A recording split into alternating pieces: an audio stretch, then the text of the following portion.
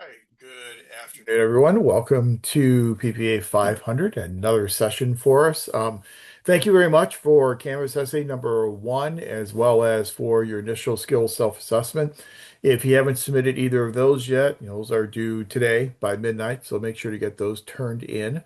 Then for next week, what we have to do is we have Canvas essay number two, and Canvas essay number two will then look at some of the information we'll cover in the second half of class tonight, looking at the accountability standards and the ethical standards of being a public servant and working in the public sector.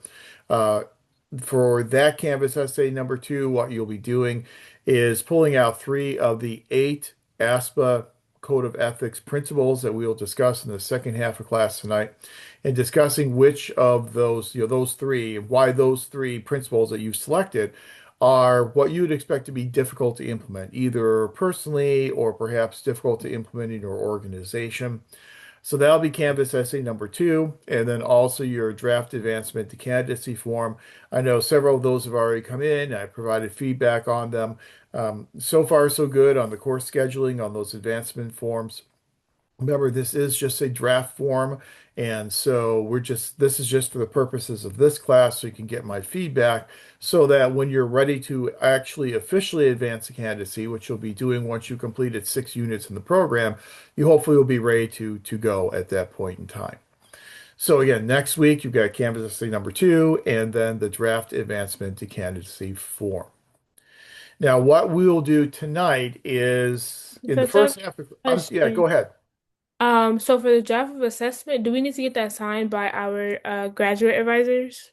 No, you don't Okay. need to have that signed. This is just a draft form. Now, when you are actually officially advancing the candidacy after you've completed 6 units, at that point, then all you'll need to do is submit your actual form to either Dr. Zhao or Dr. Butts, or even just to the PPA office to Kathy Allen, and then they will handle all those signatures for you.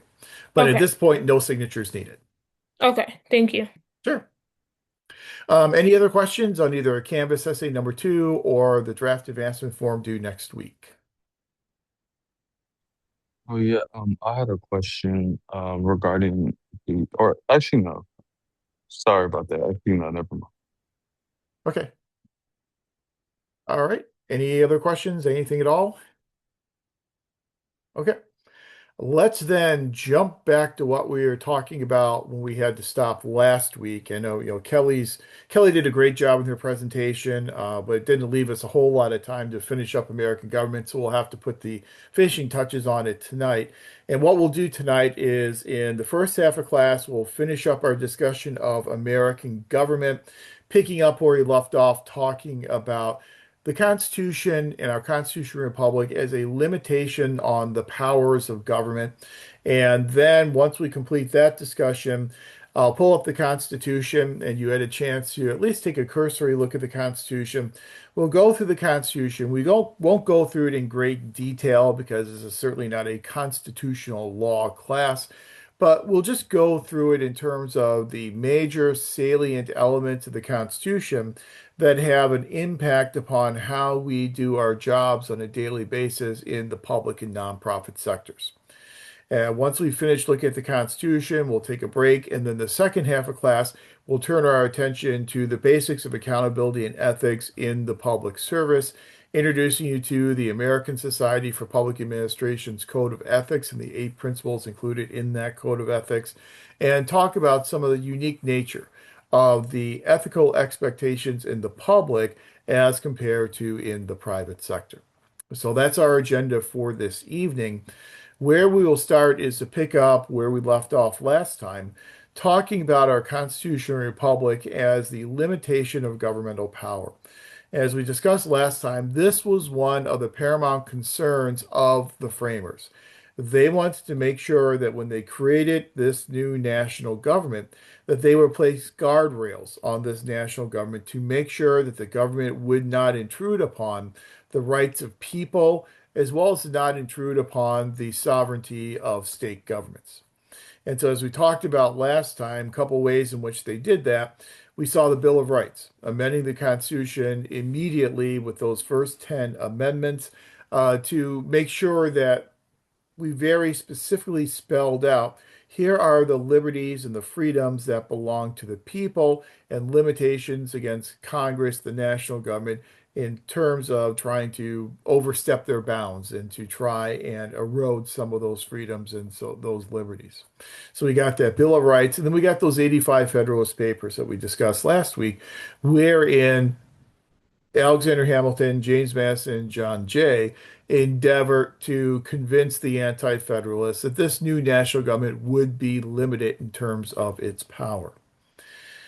So that gives us this constitutional republic predicated upon separation of powers, this horizontal separation of powers across the different branches of government, and a vertical separation of powers, a limitation of power between national and state governments. But we haven't really spent a whole lot of time talking about the term power. If our entire system of government is built upon the idea of limiting power, then we really need to have a good sense of what we mean by the term power. So, my question to you is, what's power? If you had to define power, how would you define the word power? So what does power mean to you?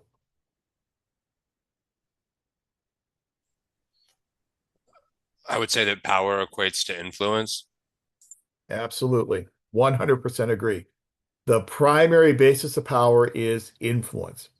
Essentially, and let me pull out my text chat here, the ability to enforce something upon other people, absolutely that's what we consider to be coercion and coercive influence.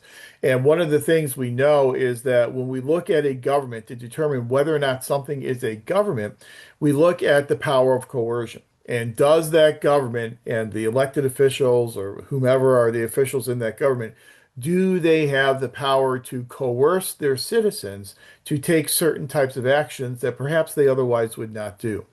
So we know that governments have the ability to coerce people to pay their taxes, to coerce people to serve on juries, in times of war, to coerce people to do military service. So since they have that coercive type of ability, that's what we would consider to be a government. So certainly ability to enforce something upon people and to influence them to do something that perhaps they would not otherwise do. It is a strength, it is an ability to exercise these resources to influence people. So I would say a basic definition of power that I think a lot of political scientists will probably agree with is that power is the use of resources to influence someone to do something they otherwise would not do. So it's the use of resources to influence someone to do something they otherwise would not do. If this is an action that person would have taken anyway, then they're going to do it anyway, and there's no need to use resources to influence them. So it's the use of resources to influence someone to do something they otherwise would not do. I think that's a pretty good basic definition of the term power. But for our purposes here in this class, I want to take a little bit more of a nuanced view of the term power. And I want to introduce you to a researcher by the name of John Gaventa. I'll put that in text check because I don't think that's on the slide, but John Gaventa. And John Gaventa is best known for his work on what he called the three faces of power. And by faces, he basically means three different types of power that can be exercised. Now, Gaventa was very interested in why some people were allowing influence to be exercised over them. So, as a good social science researcher, John Gaventa decided, well, let's do a series of case studies. So, let's find some areas where there is a clear use and even abuse of power by one party or one person over others. So, what he settled on for his case studies is he settled upon coal mine towns. So, he looked at a coal mine town in Kentucky and a coal mine town in Tennessee. And in these coal mine towns, the everything that went on in the town, the entire power structure, if you will, within the town, was completely controlled by the coal mine companies. So in these coal mining towns, you had miners who were working very long hours every week in the mines. They were working 70 and 80-hour weeks in the mines. They were also working in these coal mines that were very dangerous types of situations. And if you know anything about coal mines, you know that there is a propensity for coal mines to explode. Because at that time, when you were mining as a coal miner, you will go down beneath the earth in these mines and you would have a metal pickaxe. And you would use that pickaxe to pick away at the rocks in order to uncover the coal that could then be transported back up to the surface. Well, these mines were full of gases. And whenever you would hit the pickaxe against the wall of rock, whenever metal hits rock, it causes a spark. So you know what happens when the spark comes into contact with an environment full of gas, it causes an explosion. So there are a lot of mine explosions. A lot of miners were losing their lives below the ground in these mines. And so what Gaventa wanted to know is why are they working these long work weeks in these very dangerous mine conditions? Those conditions didn't have to be that dangerous. There's a very simple process in place at the time that's known as mine dusting. And whenever you dust a mine, you literally, when you dust it, you literally cover the rocks, if you will, in order to try and keep the reduce the amount of gases in the mine. And so, if you did happen to have a spark that would occur as a source of ignition, if you didn't have the gases because they were all tamped down by the dusting, then you wouldn't have an explosion. It was not a very expensive process. It was not a very sophisticated process, but it was a process that the coal mine owners just simply would not engage in. So you had these miners working long hours in these very dangerous mine conditions. And then to top it off, these miners were not getting paid in money. They're getting paid in tokens. So the mine owners would provide tokens at the end of the week to these miners. Those tokens could only be redeemed at the general store. The general store was owned by the company, the mine company. So the mine company was able to get all these tokens right back, and basically they were had everything essentially sewn up in that coal mining town. And you had these coal mine owners who were working for tokens, working long hours, and working in dangerous mine conditions. So what Gaventa wanted to know is why? Why were these coal miners willing to do these types of things and take these actions that were clearly not in their self-interest? And the reason why they were willing to do it is because of the exercise of power on the part of the coal mine owners. So his case studies in both of these coal mining towns led him to the development of these three different faces of power. The first face of power is the least dangerous type of power. It's something I use the term overt because I kind of like that term a little bit better, but it's overt power. It is when both parties know that one party is exercising power over them, but both parties know what is going on. So one party is influencing another party to take an action they otherwise would not do. Back when we used to teach this class on campus over in the SSPA building, if you took your midterm assessment and you didn't like your performance on the midterm assessment, and somebody comes up behind me and pushes me out the window because they don't like the grade they got. That's overt power. Both parties know what is going on. The person pushing me out the window knows they're pushing me out the window. I know I'm falling out the window as I'm falling out the window, and I see who did it. Both parties know what is happening. That type of overt power is out in the open for everyone to see. Because it's out in the open and it's there for everyone to see, Gaventa argues that is the least dangerous type of power. Unless you happen to be the person plummeting out the window, it's the least dangerous type of power because everyone sees it, everyone knows what is going on.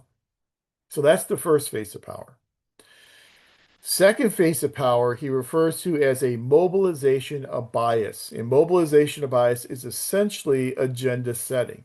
And so when you take your 670 policy analysis course, you're going to talk a lot about the agenda setting process. How do issues make it on the formal decision-making agenda of a legislative body? That's agenda setting. Here, with the mobilization bias agenda setting, the coal mine owners were able to keep mine safety legislation off of the formal decision-making agenda of the state legislature. They were able to do that through campaign contributions, through influencing the reelection prospects of members of the state legislature. And so the coal mine company provided you as a legislator with a lot of campaign donations to help you get reelected. And in exchange, they ask you to not pass coal mine legislation, then the elected official would not pass coal mine legislation. This is a more dangerous type of power, this agenda setting, because the coal mine workers, the miners, did not know that this was going on. All the miners knew is that there was no coal mine regulations coming out of the state legislature, but they were not aware of necessarily why those regulations were not coming out of the state legislature. So not both parties are not equally informed about the exercise of influence, which makes it more dangerous than the first face of power. But by far the most dangerous face of power, according to Gaventa, was co-optation. Co-optation occurs when one party is able to replace the opinions of the other party with their own. So what was going on here is the coal mine owners were able to convince the coal miners that working 80-hour weeks in very dangerous mine conditions and getting paid in tokens, that all those behaviors were all in the best interest of the coal miners, even though they were all in the best interest of the coal mine owners. So the coal mine owners had co-opted the opinions of the coal mine workers and had replaced the coal mine workers' opinions with their own, with the opinions of what's in the best interest of the coal mine. So that is the most dangerous type of power because Gaventa argued the miners did not realize that what they were doing was actually counter to their own best interests. They thought that if doing these things benefited the company, then it benefited them individually as well. So they have been completely co-opted by the coal mine owners. We see a lot of this co-optation in public administration when we see things such as agency capture. And this is something we'll talk a little bit about in a future class. You'll talk more about in your future core courses. But agency capture, if you haven't heard of it, which many of you probably have, but agency capture occurs when a business interest that's supposed to be regulated by an agency actually ends up capturing that agency. And so that agency, rather than vigorously regulating the activities of that private sector corporation, that agency actually starts advocating for that private sector corporation because they have been captured by that private sector organization. Philip Seltzer is one of the famous authors in this area of agency capture, and he wrote a lot about the capture of an agency known as the Tennessee Valley Authority. And you'll see that again a little bit later on when you take your policy class in 670. But that's co-optation, where you can co-opt the opinions of someone else. And that's the most dangerous because it's completely hidden. The other party that's being co-opted does not know that they are being co-opted. Well, my favorite question in all my classes is, so what? Well, what does this all mean? It's an interesting theory. These three faces are interesting, but what do they mean? Why are they important? I think they're important for us in the study of public administration because since we do public administration within these institutions of American government, we are doing them within institutions that have legislative legitimacy. That's one of the major differences between public and private organizations is that public organizations have this legal legitimacy that comes from enabling legislation. And so, since you are working in an organization, the public sector, that has this legitimacy and has these resources, how they are used, will certainly have a role to play in terms of the exercise of power. If these resources are used to influence people to do some things they otherwise would not do, then we are exercising power within our capacity as public administrators. But we see different types of power being exercised. Sometimes the power is exercised through mobilization of bias, through agenda setting. We see this all the time in campaign finance, where you'll have organizations, you'll have PACs that will contribute money to candidates, so that once those candidates then get elected, then they will only focus on the issues that those political action committees want them to focus on. All the other issues the political action committee is not interested in, those will all be filtered out in the policy process through this mobilization of bias, through this agenda setting. So as we go through the rest of this class, and really as you go through the MPA program, I want you to keep this idea of these three different faces of power in mind. And as we see power being exercised, think to yourself, what type of power is being exercised? Is this more of agenda setting? Is this more co-optation? What type of power is being exercised? Because I don't think power is just one monolithic term. There are a lot of different gradations to it, and a lot of different ways and methods in which power can be exercised. So it's a little bit more of a nuanced definition of power than just influencing someone to do something they otherwise would not do.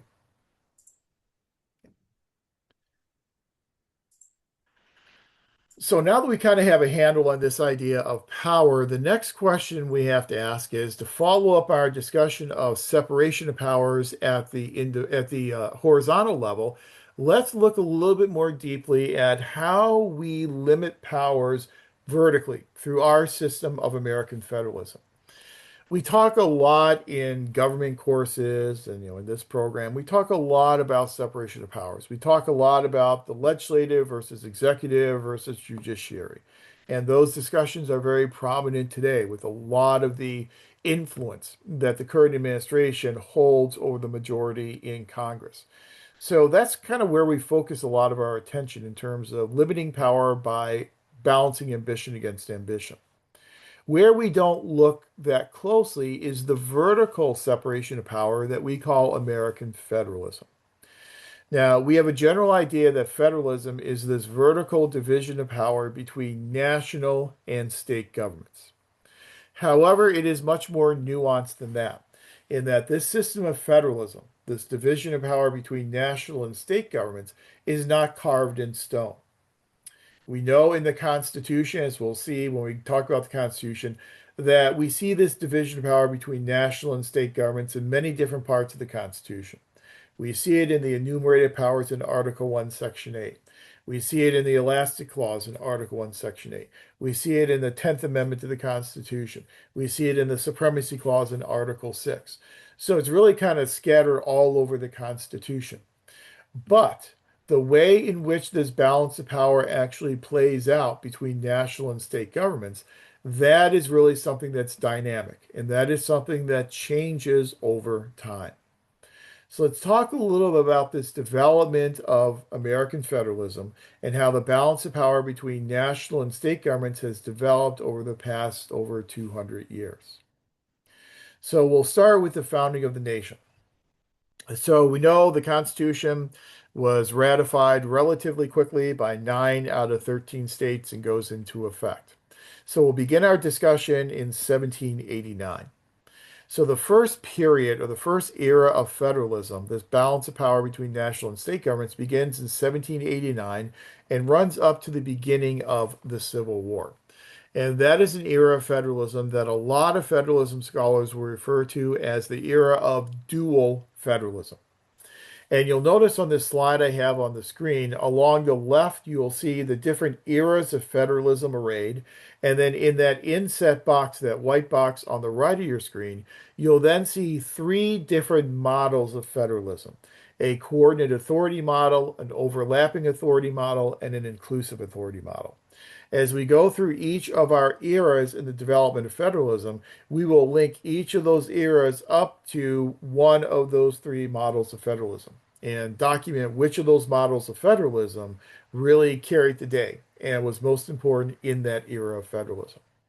So in this first era of federalism, known as dual federalism, from the founding of the nation up until the beginning of the Civil War, the model of federalism that we were operating under is that first one in that inset box called the coordinate authority model. You notice in the coordinate authority model, you have a sphere of influence for the national government and then a separate sphere of influence for state governments.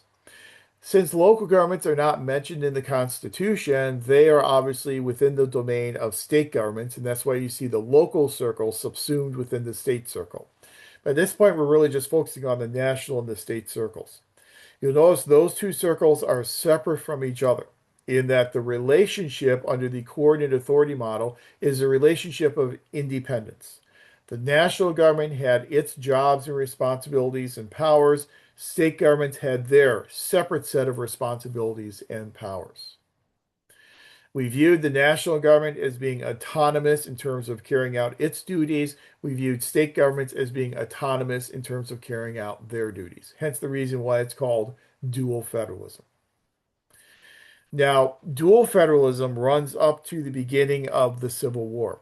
And in that dual federalism period, the sphere of influence for state governments was actually larger than the sphere of influence for national governments. Most of the daily functioning of governance was reserved for the states, and the job of the national government was much smaller. So they had less duties and less responsibilities than what we saw among state governments. But as we move through the 1850s and into 1860s, we realized that a lot of these negotiated bargains, the Kansas-Nebraska Act and all these negotiations to try and deal with the issue of slavery simply were not working. Southern states, because they wanted to protect that institution of slavery as the basis of their economy, were pushing back very hard on acts that were coming out of Congress. Those southern states felt that Congress was dominated by the northern states, the free states, and so therefore they were pushing back on a lot of these congressional acts. As southern states started pushing back more and more on this expansion of the efforts on the part of Congress as a member of the national government, they started using a lot of different strategies to push back on the actions of Congress. One of those strategies that southern states began using was a strategy known as interposition. And I'll put these in text chat as we go, but it's a strategy called interposition. Interposition was when the southern states decided that they would use all the resources they had at their disposal to slow down and stop the implementation of these new laws coming out of Congress. So they didn't agree with these new laws, but they would just try and slow down and stop their implementation. So it's called interposition because they were interposing their state resources into the policy implementation process. Well, you can only do that for so long, and eventually those policies are going to get implemented no matter how much you try and slow them down. So then southern states moved into a more stringent type of approach, which was known as nullification. In nullification, southern states would just start to declare these acts of Congress to be null and void. And they declared them to be null and void by saying these actions by Congress go beyond the constitutional powers of the national government. And they would argue that this is violating the Constitution because it is now intruding upon the powers of state governments. So they would just look at an act of Congress and say it's unconstitutional, and so therefore we will declare that act of Congress to be null and void. If the southern states declare an act of Congress to be null and void, they would just simply ignore it. So they're not slowing down implementation. They're saying it's null, it's void, we're not even going to implement it. When nullification didn't work for them, then the next step was secession from the Union. And so that's when South Carolina, then followed one by other southern states, then decide to secede from the Union, using that argument that James Madison first postulated back in Federalist number 39 that we talked about last time, saying that the states created the Union. So therefore, the next step for the secessionists was, well, if the states created the Union, the states can then leave the Union. And so they argued they had the legal right to leave the Union. Obviously, the Lincoln administration and northern states made the argument that they did not have the legal right to leave the nation, and you then have the Civil War. So that's the period of dual federalism. Once the Civil War ends in 1865, and we then start to move into Reconstruction, we shift from dual federalism into our second era of federalism known as competitive federalism. And it's called competitive federalism because national and state governments are competing against each other for duties and responsibilities and powers. The type of model that we see in competitive federalism is the same model we use in dual federalism, coordinate authority model. Again, national and state spheres of influence were separate from each other, but the difference here is in competitive federalism, the sphere of influence of the national government grows and gets bigger at the detriment of the sphere of influence for state governments. It kind of becomes this thing in game theory that we call a zero-sum game. A zero-sum game, one party increases its resources and power, and it does so at the expense of the other party. So if you had to draw the Venn diagram, kind of a Venn diagram for the competitive era of federalism, it would look a lot like dual federalism, except the sphere of influence of the national government would be even bigger, and the sphere of influence for state governments would be even smaller. So if you think about in the late 1800s, you had the national government taking on responsibility for regulating transportation.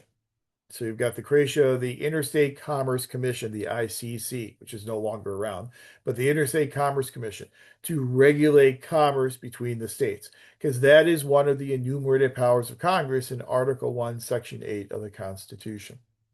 You also have the national government getting involved in regulating workplace safety, regulating food quality, regulating the quality of pharmaceutical medications, and so on and so on. All those things used to be the responsibility of the state government. Now it starts to become the responsibility of the national government. So that's what we call the era of competitive federalism, runs up until the beginning of the FDR administration.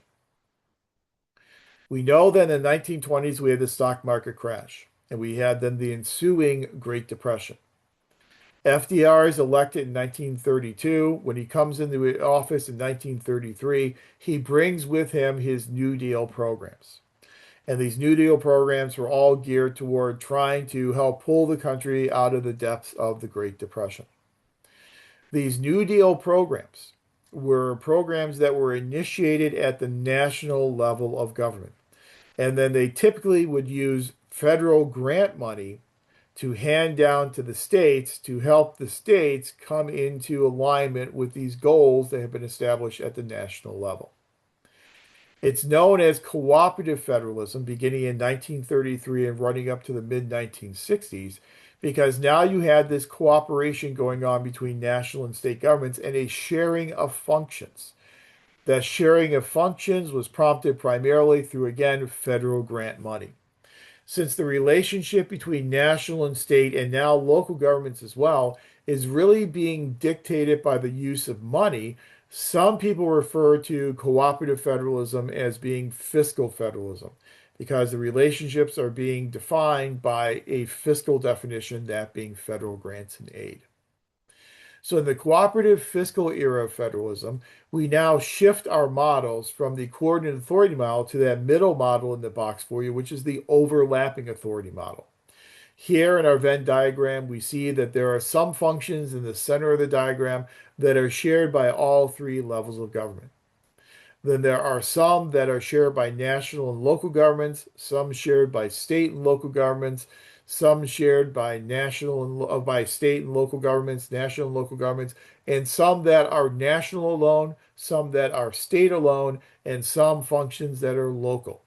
So we have who's responsible for what really depends upon the policy that you are talking about.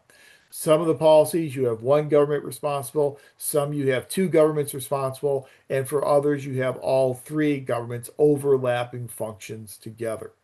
Hence the reason why it's called the overlapping model of federalism. The relationship in this overlapping authority model of federalism is one of interdependence. The governments become very dependent upon each other for the provision and production of goods and services. Whenever they become interdependent upon each other and they start sharing functions, by definition, you're going to end up with a lot more bargaining. So, whereas in the coordinate authority model, the authority pattern was autonomy, here the authority pattern is bargaining between the different levels of government. So, that's cooperative federalism, essentially the New Deal programs, and that's going to run up until the 1960s. After the assassination of John F. Kennedy in 1963, Lyndon Johnson ascends to the presidency. When Johnson becomes president, he finished out Kennedy's term, and then he won in the election of 1964 a term of his own right. And then when he began his term as president that he won in 1965, we shift from what we call cooperative federalism into a new era of federalism called creative federalism. Creative federalism under Johnson is really in alignment with that third model you see in the box, which is the inclusive authority model. You'll see in the inclusive authority model, the powers of the local government are subsumed within the state government, and state government power is subsumed within the national government. That's called an inclusive authority model. Local governments are dependent upon national and state governments. State governments are dependent upon the national government. It's a very hierarchical type of authority pattern, a very top-down centralizing approach to federalism and this balance of power between the different levels of government. Johnson had a couple of major policy initiatives that he wanted to try and promote. One was his War on Poverty and Great Society. The War on Poverty, Johnson wanted to try and reduce some of the wealth disparities between upper income Americans and lower income Americans. Johnson also wanted to perpetuate and promote civil rights legislation. So in 1964, we got the Civil Rights Act. 1965, we got the Voting Rights Act. 1968, we got the Fair Housing Act. And you have this litany of legislation that was promoted by the Johnson administration to promote civil rights. All of these policy goals were being created at the national level, and then Johnson used creative tools to get state and local governments to come into alignment with those national objectives. Essentially, what Johnson used is he used both the carrot as well as the stick approach. The carrot approach, getting state and local governments to do what the national government wants them to do, is the use of grants. So you provide them with federal grants and aid as an incentive and inducement for them to come into alignment with national goals and objectives. We saw that in the era of cooperative federalism. We see it here again in the era of creative federalism. However, the tool that Johnson used in terms of grants were what were called categorical grants. And some of you may deal with categorical grants on a daily basis. I'll put the T off there. And if you deal with categorical grants, that these are typically very specific grants and aid, whereby the recipient needs to use that money in a specified manner. So you can only use that money in specific types of ways. And you then also have to report on how you're using that money and be held accountable for using that money in the way in which the national government intended. So he used a lot of these very specific categorical grants as his carrot approach. When that didn't work, then he used the stick approach. And the stick approach was a mandate. A mandate is an order where the national government would order state and local governments to take a certain type of action, sometimes under threat of criminal or civil penalties. And there are a lot of different types of mandates. We get a lot more into a discussion of different types of mandates when we get into the intergovernmental relations class, if you decide to take that as one of your electives. But just very quickly, there are four main types of mandates that can be used. The first type of mandate is a direct order. A direct order is just what it sounds like. The national government directly orders a state or local government to take a certain type of action. If they do not follow that action, then they can be subject to financial, criminal, or civil types of penalties. So that's when the national government has a constitutional ability to order a state government to do something. They will use a direct order. Another type of mandate that they will use is what's called a cross-cutting mandate. And this is something that's very appropriate for public administration. Cross-cutting mandates are mandates that cut across several different policy areas. One of the best examples of a cross-cutting mandate would be anti-discrimination. So you may not discriminate in the areas of employment or education or voting rights, housing, You are not allowed to discriminate across all these different policy areas. That is a cross-cutting type of mandate. So usually anti-discrimination is a good example of a cross-cutting mandate. A third type of mandate is a crossover mandate. And this is another type of mandate that the Johnson administration liked to use, and we see it still used today. And a crossover mandate is where the national government tells a state government to take a certain type of action. And if they do not take that action, then you will strip federal money away from them in another area. So, a classic example from the Clinton administration was the blood alcohol content levels. And blood alcohol content levels deal with drunk driving. And so the Clinton administration wanted every state to have a zero point zero 0.08 blood alcohol content level for the definition of drunk driving. In the 1990s, you had different states having different blood alcohol content level laws. Some were zero point zero 0.08, but some were 0.10, some were 0.12. Clinton administration wanted everyone to have a zero point zero 0.08 level. The national government does not have the authority under the Constitution to establish national blood alcohol content levels. There wasn't such a thing when the Constitution was written. So they have no constitutional authority to do that. So instead, they did it through crossover mandates. So they would tell a state, if you do not lower your blood alcohol content level laws to zero point zero 0.08, then we're going to take bridge funding away from you. We're going to take highway reconstruction funds away from you. National government did a similar thing with the Highway Beautification Act in terms of removing billboards from highways. They did a similar thing in terms of trying to establish a national speed limit of 55 miles per hour. And there are some states, Pennsylvania is a notable example, that literally lost hundreds of millions of dollars in federal highway funds because they refused to adopt a 55 mile per hour speed limit. That's a crossover mandate. You don't do what we want you to do here, we're going to take money away from you over here. And the fourth type of mandate is what's known as a partial preemptive mandate. In a partial preemptive mandate, we see these used a lot in environmental regulations. And these really kind of got their genesis in the Johnson administration in the 1960s. So in a partially preemptive mandate, we establish a federal minimum standard. So here is the federal minimum standard for water quality. Every state law must be at least as strict as that federal minimum standard, must at least meet that federal minimum standard. However, states can go beyond that and they can have stricter water quality and air quality standards if they so choose, but they have to at least be as strict as the federal minimum standard. Here in California, we have stricter water and air quality standards than the federal minimum standard, and we're allowed to do that, well, up until now, but in the past we were allowed to do that because of partial preemption. So basically, in partial preemption, the national government comes in and says, we are going to preempt your decision-making authority up to the federal minimum standard. However, if you want to go beyond it, you are allowed to go beyond that federal minimum standard. So it's only partially preemptive up to making sure everyone has the same minimum standard. So we see that, as I said before, a lot in environmental regulation.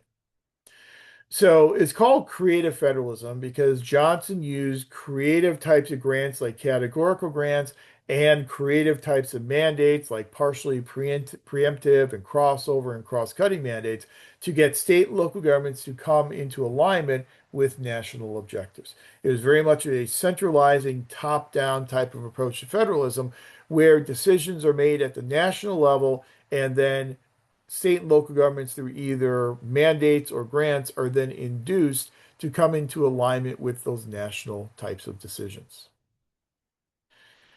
Now, you see, creative federalism, that period of time is only for 4 years because, and I'm sorry, is there a question? Yeah, I just wanted to make sure, just so I have it down properly. So the difference between cross-cutting and crossover is like crossover, if you don't follow the regulations regarding this issue, we cut funding from that issue.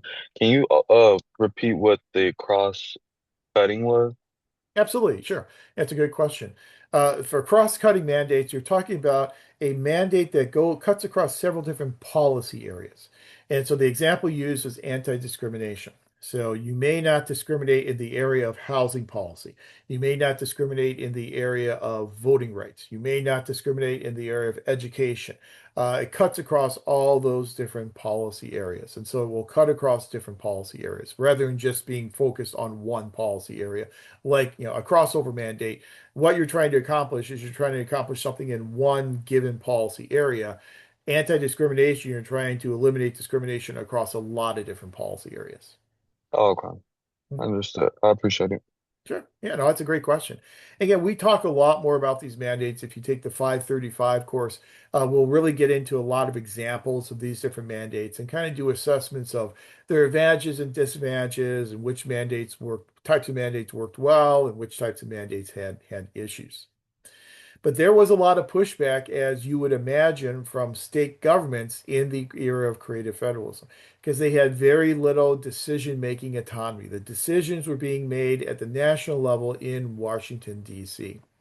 So Johnson decides, because of the war in Vietnam and because he underperformed in the New Hampshire primary in 1968, that he would not seek re-election. So, since you didn't have an incumbent president running for re-election in the election of 1968, it kind of gave a little bit of a leg up to the Republican candidate, Richard Nixon. It was a close election, not as close as 1960, but it was still a close election, and Nixon won the White House. When Nixon comes into the White House in 1969, he brings with him an approach to federalism that is the complete antithesis of the Johnson approach. It's the complete opposite of the Johnson approach. The approach that Nixon brought in with him in 1969 is oftentimes referred to as New Federalism. Admittedly, federalism scholars may not be the most creative souls on the face of the earth, and so they refer to it as New Federalism. The New Federalism approach of Nixon was, instead of making decisions at the national level, we will now make decisions at the local level. We will look at the level of government that is most closely related to the people, most closely located to the people, and that's where decisions will be made. So, what Nixon tried to do in his new federalism is he tried to implement what was referred to as the 3 Ds of federalism. The first D was centralization. We're going to decentralize decision making. As we decentralize decision making, we are going to include state and local governments in the decision making process. So decisions aren't going to be made in Washington, D.C. Decisions will be made at the state and the local level with the participation of state and local governments. So we're decentralizing decision making out of Washington, D.C. The second D is devolution. It's one thing to include state and local governments to participate in the decision-making process. It's a completely different issue to then provide them with the resources necessary to carry out those decisions they made. So devolution is devolving, providing the resources that will allow state and local governments to carry out their decisions. And so that's your second D of devolution, providing the resources to carry out the decisions that were made in the decentralization process. And then the third D is deregulation, to remove a lot of these, what were viewed as cumbersome national regulations from state and local governments as well as from private corporations. Remove these regulations, free these organizations and entities up to do what is in the best interest of their organizations as well as their constituents. So decentralization, devolution, and deregulation. Those 3 Ds really underpinned Nixon's approach to new federalism. We saw that throughout the Nixon administration. And then when Reagan comes into office in 1981, we see him also be a very ardent adherent to new federalism. So he agreed with Nixon that we need to decentralize, devolve, and deregulate decision making down to state and local levels of government. In the Nixon administration, the tool that he used to decentralize and devolve was what was called general revenue sharing. And general revenue sharing was simply where the national government would turn over a percentage of federal income tax revenue directly to state governments with no strings attached, or at least very few strings attached. So we're going to take a percentage of federal revenue and just give it to state governments and allow them to essentially spend that money as they see fit to best benefit people living within their jurisdiction. General revenue sharing. The problem was throughout the 1970s and into the 1980s, we were running deficits every single year at the federal level. And those deficits were becoming bigger and bigger and bigger. By definition, when you run a deficit means that you are spending more money than you are taking in revenue. So there literally was no revenue to share with state governments. So general revenue sharing was more of a principle rather than a practice because the federal government just did not have a income tax revenue to share with state governments. So much so that Reagan in 1986 abolished general revenue sharing, not because he didn't believe in it, but because we weren't sharing any revenue, it wasn't being effective. And he replaced it with what were called block grants. Now, a block grant is a more general grant than a categorical grant that allows the recipient a lot of flexibility in how they spend these federal grant dollars. So, in a block grant, you can spend the money how you see fit as long as how you are spending the money contributes to the goals of the policy or the program. So, as long as you are furthering the goals of the policy or the program, you can spend the money in a variety of different ways. So what Reagan did is he took a lot of these old categorical, very specific grant programs from the Johnson administration, and he cobbled them together into block grants to provide more flexibility to the recipients.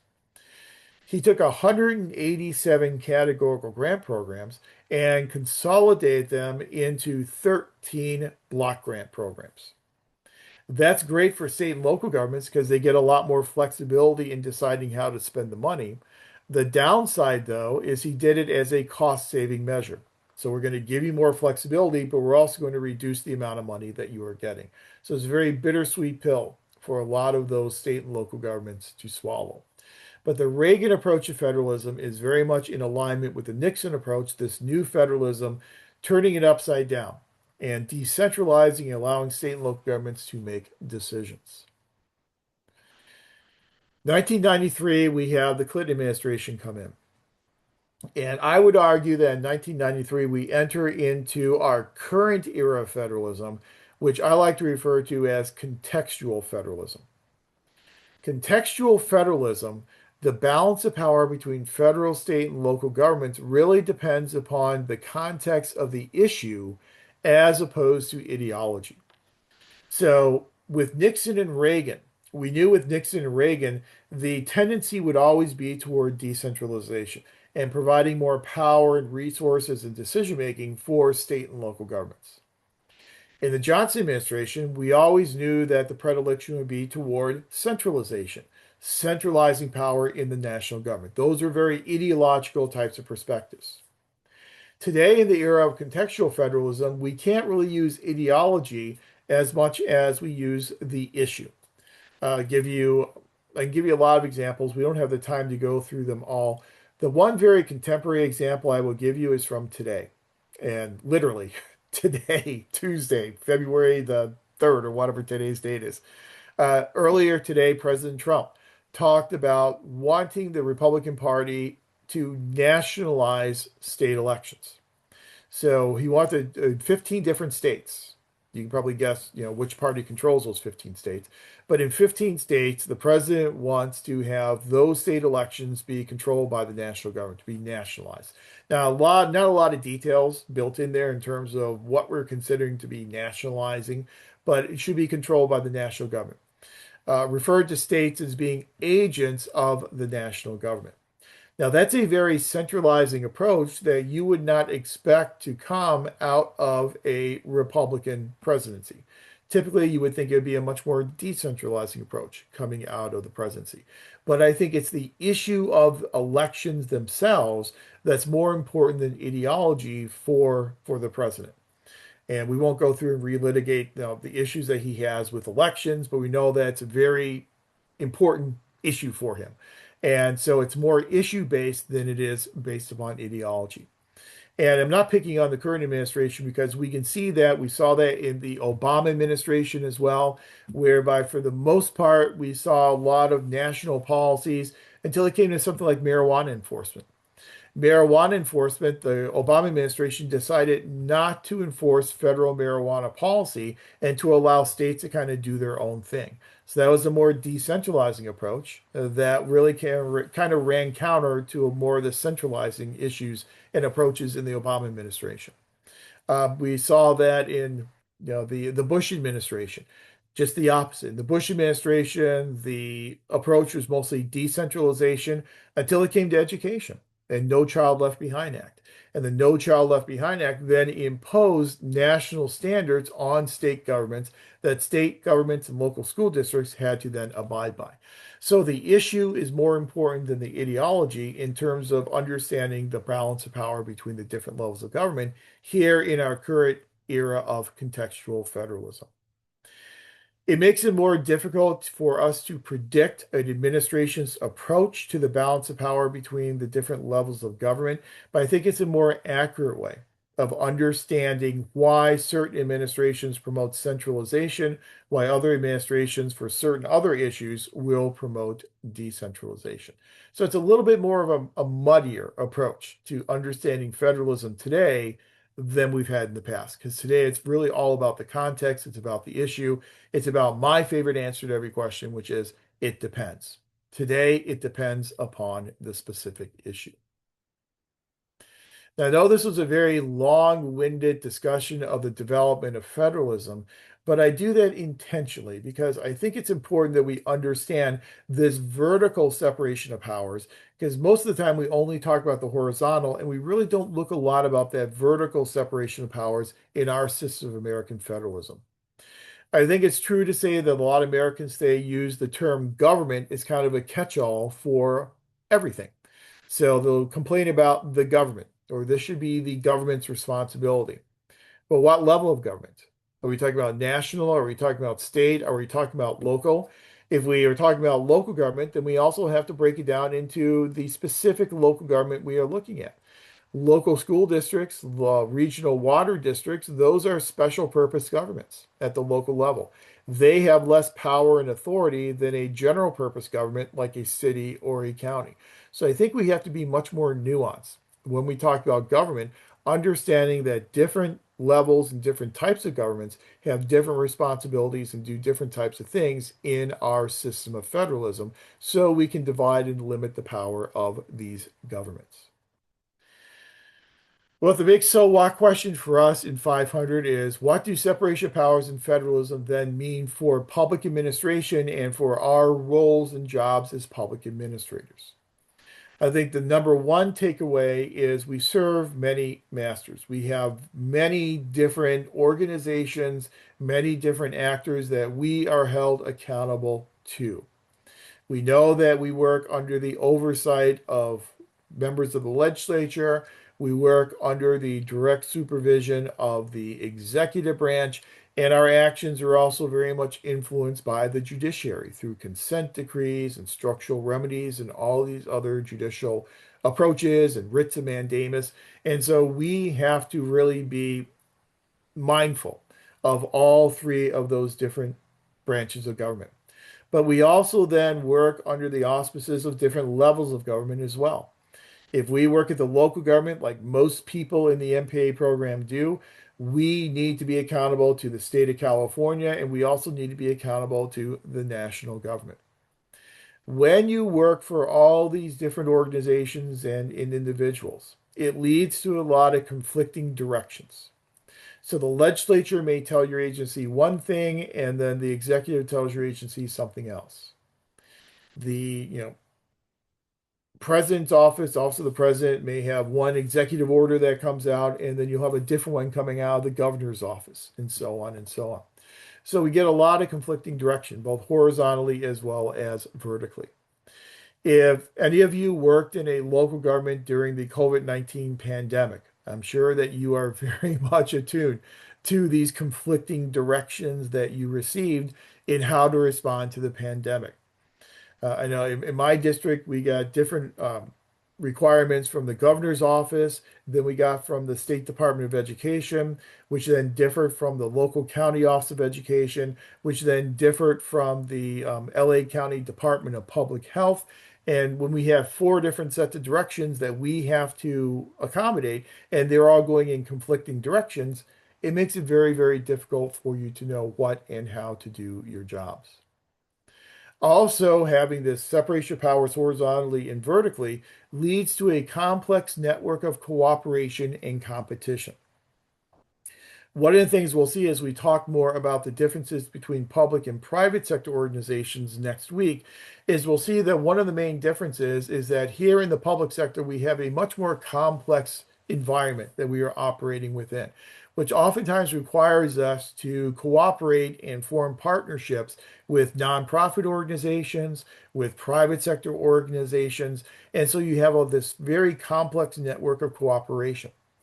And you also have a complex network of competition as well, in that your agency may not be the only agency that is responsible for implementing a program or a policy. And so sometimes you have turf wars that then occur between agencies. To kind of wrap it all up, what we have in public administration is we have this complex environment, or what John Gauss would refer to as a complex ecology of public administration. And Gauss makes the argument to understand public administration, to understand public organizations and what public administrators do, we must first understand the environment that surrounds them. Our environment in the public sector is an environment that is inherently political in nature. It's also an environment that is full of a lot of variety of different types of actors that have different resources and different wants, needs, and desires, different agendas. And we have a very complex network, a very complex environment, ecology that we have to operate within. Separation of powers and federalism, our system of American government has created for us that very complex political environment. And as we move forward this semester in this class, we will talk more about the impact of that complex environment on what we do in public and nonprofit organizations.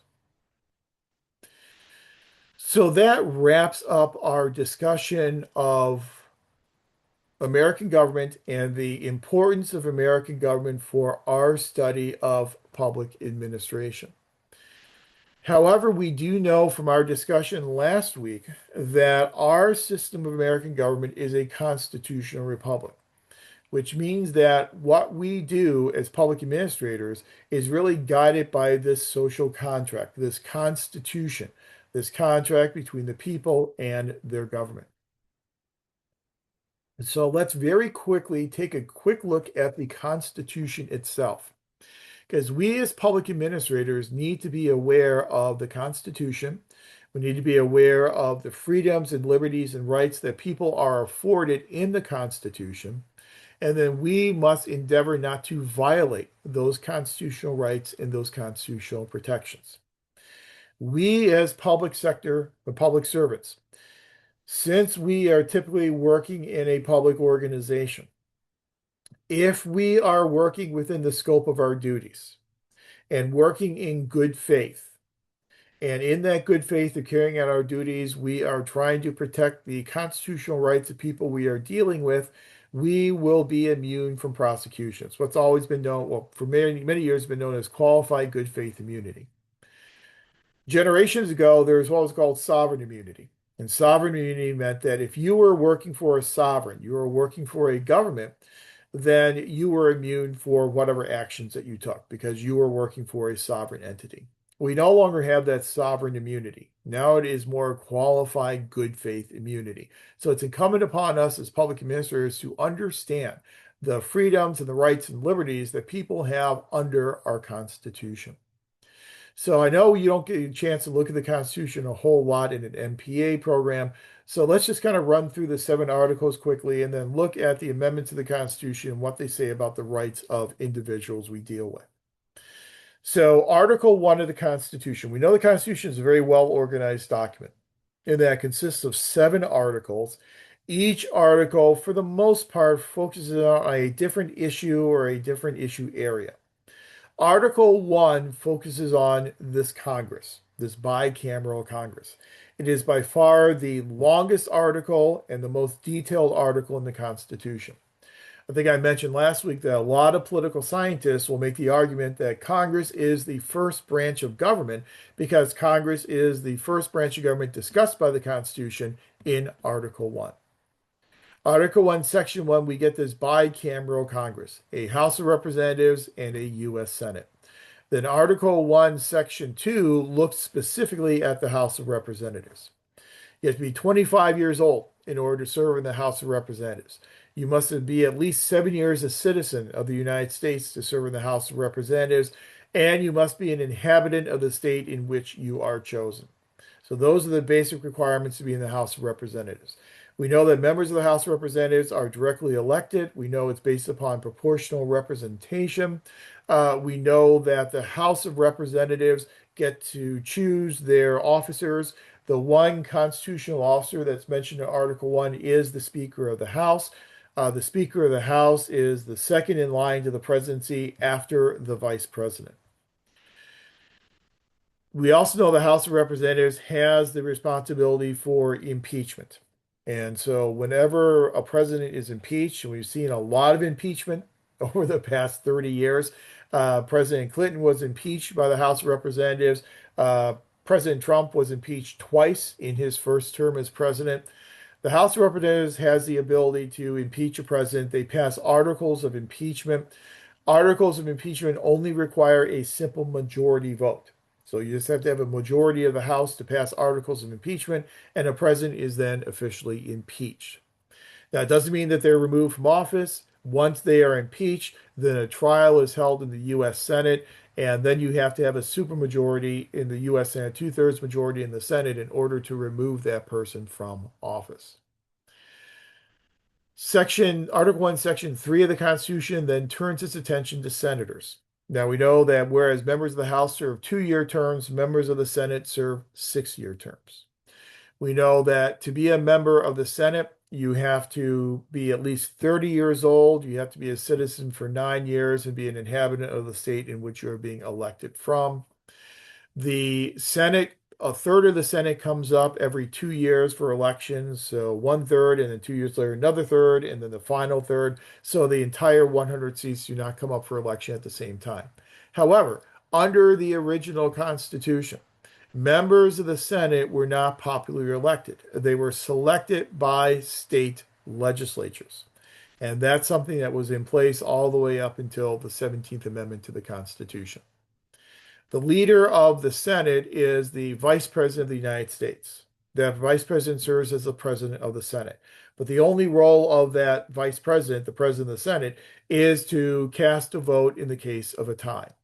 We saw that happen a lot in the last administration. In fact, Chuck Schumer gave an award to Kamala Harris for breaking the most ties of any vice president in history. And there was somewhere like 34 or 35 ties that she was able to break.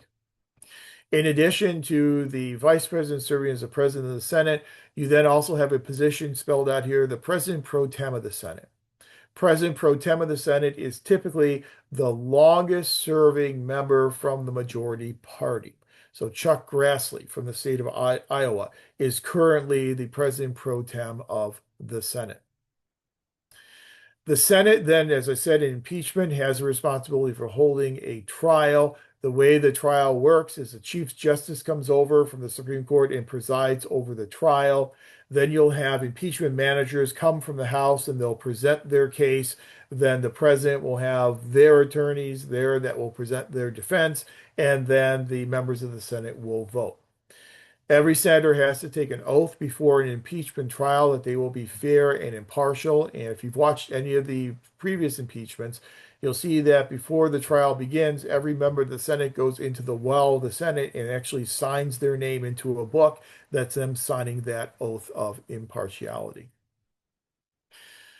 The rest of Article 1 talks about elections and talks about the specific powers and duties of the Congress. Article 1, Section 4 is one that we're having a lot of discussion about because of what the president has said about trying to nationalize elections. This is what's known as the Elections Clause of the Constitution, which has direct bearing on federalism. The time, places, and manner of holding elections for senators and representatives shall be prescribed in each state by the legislature thereof. But the Congress may at any time by law make or alter such regulations except as to the place of choosing senators. So states are in charge of their elections. Congress may at any time by law make or alter those regulations, but it has to be done by Congress through a law that's passed by Congress. It's not something that can be done by the White House or by the president. We also then have the procedures of the House and the Senate laid out here. The idea of having a congressional record, that they keep a journal of their transactions, a journal of their discussions. Also here, you in Article 1, you have what's called the speech and debate clause, which means that members of the House and the Senate have immunity for what they say on the floor of the House or the Senate. That's another issue that has come up very prominently recently. Section 7 of Article 1 tells us how a bill becomes a law, basically, and tells us that before a piece of legislation can go to the president for the president's signature, it must pass the House and the Senate in identical version. That's why we have these conference committees to hammer out these differences before a bill can then go to the president. Also, in Article 1, Section 7, we have a provision that all bills that raise revenue, so if you have a bill that's going to raise taxes, all those bills must originate in the House. And the framers did that intentionally because they wanted the House that was closer to the people be the one that would decide on raising taxes. Article 1, Section 8, you're probably familiar with. It's a very lengthy article that lays out the powers of Congress. Now, last week we talked about that conflict between the Federalists and the Anti-Federalists. Anti-Federalists were concerned the national government was going to be too strong. Federalists wanted a stronger national government that would not only be able to provide for national defense, but be able to provide for regulation of the economy as well. Here in Article 1, Section 8, we have the enumeration of congressional powers. That is obviously important because when you enumerate powers, you are listing them. So the assumption here is that if a power is not listed in Article 1, Section 8, then it does not belong to Congress. So this was a big nod to the Anti-Federalists. The Anti-Federalists wanted these powers to be specifically listed for Congress so that anything that's not listed then belongs to the states or to the people. So, Congress has the ability to levy taxation, to borrow money, to regulate commerce. That third paragraph there is very important. To regulate commerce with foreign nations and among the several states. This is what's going to be known as the Commerce Clause of the Constitution. Typically, when Congress wants to expand its power over state and local governments, it will oftentimes look to this Commerce Clause.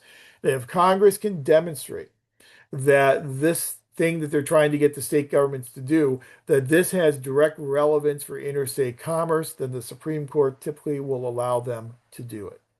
That's called the Commerce Clause of the Constitution.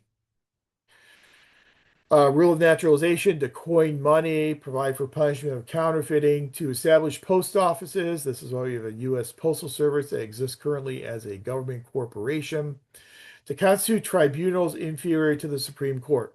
Sounds very simple, sounds very innocuous, but is very important because this is what allowed Congress to establish all of the courts in the judicial branch inferior to the Supreme Court. The only court established in Article 3 of the Constitution is the U.S. Supreme Court. All the other courts were created by Congress in the Judiciary Act. To raise and support an army and a navy, the ability to declare war, that is a power of Congress that belongs with Congress and not with the president. If the president wants a declaration of war, the president needs to go to Congress and ask a joint session of Congress for that declaration of war. Then when you get to Article 1, Section 8, the very bottom, that last paragraph, this is what we all know as the elastic clause of the Constitution.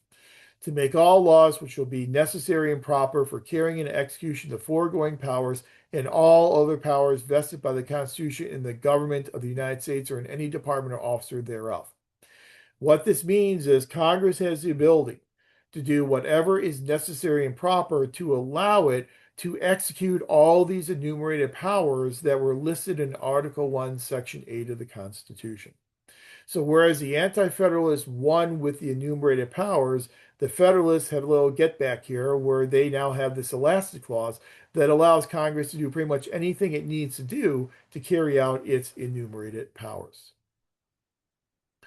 In Section 9, we then have limitations placed upon Congress. Here are things that Congress cannot do. So Congress cannot ban the slave trade until 1808, as we talked about last week. Congress could not suspend writ of habeas corpus, that is literally to present the body. And so if someone is arrested, well, we need to know when they are arrested, what they were arrested for, where they're being held. You can't just arrest somebody and just hide them away. So you cannot suspend that privilege of habeas corpus. You cannot pass any bills of attainder. A bill of attainder is simply to declare someone guilty without a trial. So you cannot do that. You have to have due process of law. You can also have limitations in terms of taxes and duties that are being issued. And then here you'll see at the bottom here that no money shall be drawn from the Treasury. That is the appropriations clause. That is where the Constitution says if Congress wants to spend money, it must first appropriate those funds. It must first say, this is how we're spending the money in an appropriation bill before that money can be spent. This is what we just saw today in the House of Representatives with that procedural vote to pass the appropriation bills. And we won't get into the budgeting process right now. We'll talk about it a little bit in a couple of weeks when we talk about managing fiscal resources. But essentially, what needs to happen is Congress needs to pass 12 different appropriation bills. Those 12 appropriation bills, once passed by the House and the Senate, then go to the president for the president's signature. Now, we know that today there's a big debate going on about the Department of Homeland Security and funding the Department of Homeland Security. And so there's an agreement made that carves out the Department of Homeland Security, gives them a temporary, what's called continuing resolution, to allow them money to continue operating for the next 2 weeks while the House and the Senate, Republicans and Democrats, try and get together and figure out what they're going to do about permanent funding for the Department of Homeland Security because of all the controversies that are surrounding ICE. So it's a topical issue that's going on right now. And then Section 10 talks about the limitations on states. And states have similar limitations to Congress, but in addition, states are precluded from entering into treaties. We know that in terms of treaty making at the national level, the president enters into a treaty, and that treaty then has to be approved by the Senate. So the Senate has a role in treaty making. Here, states are precluded from engaging in foreign treaties. There's a lot more here, but that essentially is Article 1 lays out for us the powers and duties of our bicameral Congress. Article 2 then looks at the presidency and lays out some of the powers and responsibilities of the president. We know in order to be president, you have to be at least 35 years old. We know that you have to be a citizen for at least 14 years, and we also know you have to be a natural born citizen. So you have 14 years, you have to be an inhabitant, and you have to be a citizen, a natural born citizen of the United States, meaning that you can't be naturalized, you have to be natural born, you have to be born within the United States. So those are the basic requirements for being president. We then also know that Article 2 lays out for us the powers of the presidency. The president wears a lot of different hats. There's a military hat, in that the president is commander-in-chief of the armed forces. That was very important for the framers to have a civilian to be in charge of the standing army and navy. So we have a commander-in-chief role. Presidents enter into treaties with foreign nations. They negotiate these treaties. These treaties then have to be ratified by the U.S. Senate. That makes the president a chief of state as well as chief diplomat. The president is also in charge of the executive branch. So that makes the president the chief executive. Presidents also have the ability to recommend legislation to Congress, which makes them essentially chief legislators, in that they can recommend legislation to Congress for Congress to then consider. So presidents wear a lot of different hats. The question always is, what is the proper balance of power? between the Article 2 powers of the president and the Article 1 powers of the Congress. We also know presidents serve 4-year terms, so it's a term right in between 2-year term for the Senate, for the House, and a 6-year term for the Senate. Article 3 sets up the Supreme Court. That's the only court that's established. There are no requirements to serve on the Supreme Court. So anybody can be a Supreme Court justice. So they left this wide open for us. You don't even have to have a law degree to be a Supreme Court justice. All the other courts inferior to the Supreme Court were established in the Judiciary Act by Congress. We also know for the Supreme Court in Article 3 that they have two different types of jurisdiction. They have original and appellate jurisdiction. Original jurisdiction means a case can go to the Supreme Court first. Appellate jurisdiction means it gets to the Supreme Court after being appealed from lower courts. 99.9999% of cases get to the Supreme Court through appellate as opposed to original jurisdiction. Now, this isn't mentioned in Article 3, but the practice of the court in recent years has been to use what's called the shadow docket. The shadow docket refers to emergency requests that come before the court. And we've seen the current Trump administration use this avenue very frequently, where the president would like to have an issue decided by the Supreme Court. And so what the president will do is he will file an emergency appeal to the Supreme Court, and that then becomes part of what's called the shadow docket for the court. This use of emergency types of appeals is something that is relatively, it's not, I won't say it's unusual. The frequency in which it's being used by the current administration is certainly very much unusual. Article 4 gives us a few things, gives us full faith and credit provision, meaning that every state must respect the laws of other states. Also gives us a provision that if you are a citizen of a state in the United States, that citizens of each state shall be entitled to all the privileges and immunities of citizens in the several states. So you're a citizen in a state, and so you're a citizen then of the United States. New states are only admitted to the Union through the approval of Congress. And so there's a lot of talk about, well, should we divide up California because it's such a big state? Well, it's an interesting discussion, but it can only actually happen if Congress approves it, because Congress approves the admission of new states into the Union. Section 4 is an important one that we don't talk a whole lot about, that the United States shall guarantee to every state in the Union a Republican form of government, meaning that not only are we a constitutional republic as a nation, but every state must also be a Republican form of government, lowercase Republican, meaning that voters in those states get to select their representatives. Article 5 lays out the ways in which we amend the Constitution. We won't get into it too much, but there are 4 ways to amend the Constitution. We've only used the first way to amend the Constitution with the exception of one time. So every time we've amended the Constitution, we have used an amendment proposed by 2/3 of the House and the Senate, and then ratified by 3/4 of state legislatures. So proposal by 2/3 of the House and the Senate, and then ratification by 3/4 of state legislatures. That is the path of least resistance, and that's what we have used every single instance with the exception of the 21st Amendment. The 21st Amendment, which undid prohibition, and the 18th Amendment, for that one, we used 3/4 of state constitutional conventions as opposed to 3/4 of state legislatures. And the reason is that people wanted to get the 18th Amendment repealed as quickly as possible. And so it was kind of a groundswell of a grassroots effort to try and get it repealed. And that's why we use state constitutional conventions. But other than that, we always use state legislatures to ratify these amendments. 6th article, the big thing that comes out of the Article 6 is this idea of the supremacy clause. So that second paragraph there, the Constitution, laws of the United States, which shall be made in pursuance thereof, and all treaties made, and which shall be made, shall be the supreme law of the land. So if a state constitution comes into conflict with the national constitution wins. Article 7 then tells us how the original Constitution gets ratified. It must be ratified by at least 9 states. And as we said, that happened relatively quickly. So that is the substance of the 7 articles in the Constitution. It's important to know our state constitution is much lengthier and much more detailed.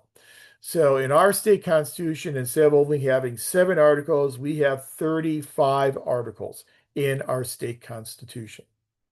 Our national constitution was amended 27 times, 10 times all at once. Our state constitution has been amended over 480 times. So we have a much lengthier and much more detailed constitution here in California than what we have at the national level. And that's primarily a function of our initiative and referendum process. So whenever people have the ability to go ahead and vote on these constitutional amendments, it means we're going to have more at the state level than at the national level. Then we go to our amendments. We know that the Bill of Rights, the first 10 amendments to the Constitution, were added immediately to try and ameliorate the concerns of the anti-federalists. And these are the ones that are really important for us as public administrators to understand and then endeavor not to violate. First Amendment, we're all familiar with that one in terms of freedom of religion. Freedom of religion is a two-part freedom. First part is Establishment Clause, and the second part is Exercise Clause. In terms of establishment, there really are no limitations on what you can believe and what you're allowed to believe. There will be no national religion. You can believe in anything that you want to believe in. However, in free exercise, there can be limitations if the free exercise of religion impedes upon public safety. We also know there are limitations on freedom of speech. You cannot yell fire in a crowded theater. So again, if your speech is causing a threat to public safety, there can be limitations imposed upon that speech. Freedom of the press, for the most part, we do not have what's called prior restraint. Prior restraint is a practice we see in some other countries whereby they will censor stories before they even get published. For the most part, we do not do that in this country.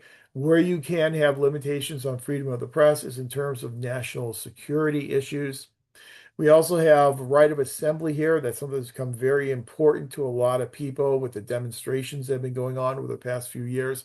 You have the right to peaceably assemble. However, we do know that there can be limitations placed upon that right of assembly if it impedes upon public safety.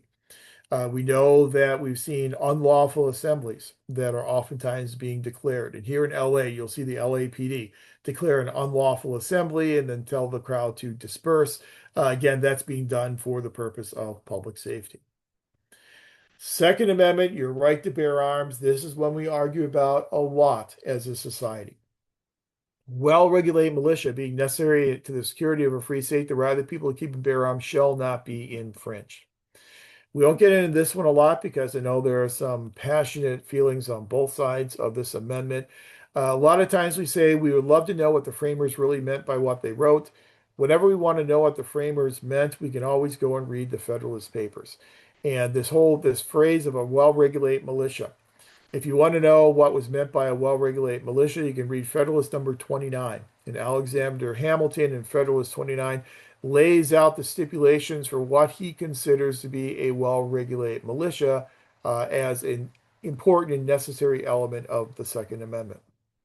Third Amendment, no quartering of soldiers. That's part of your right to privacy. Fourth Amendment, again, part of your right of privacy. No unreasonable searches and seizures. What this requires, it requires a search warrant. Now, there have been a lot of discussions recently in terms of ICE enforcement of the difference between a judicial search warrant and an administrative search warrant. Judicial search warrant that's approved by a judge from the judicial branch, an administrative warrant that's approved by an administrator within an agency. Typically, what we are looking at here at the Fourth Amendment is a judicial type of warrant. However, the Department of Homeland Security recently said that they want to allow their members to be able to execute administrative warrants that are not approved by a judge, but approved by the department itself. Again, there are going to be a lot of judicial challenges in terms of whether or not that is a valid search warrant. But this is, again, a protection of your privacy. So, yeah, for a law enforcement official, these are aspects of the Constitution, aspects of the Bill of Rights that will be very, very important for your daily work. The Fifth Amendment. The Fifth Amendment, some of your criminal justice protections. So here in the Fifth Amendment, you are protected against double jeopardy. Double jeopardy is when you are tried for the same crime twice. Now, this is a really good example of something that's known as incorporation. And this is something we need to be very familiar with when we talk about civil liberties and freedoms.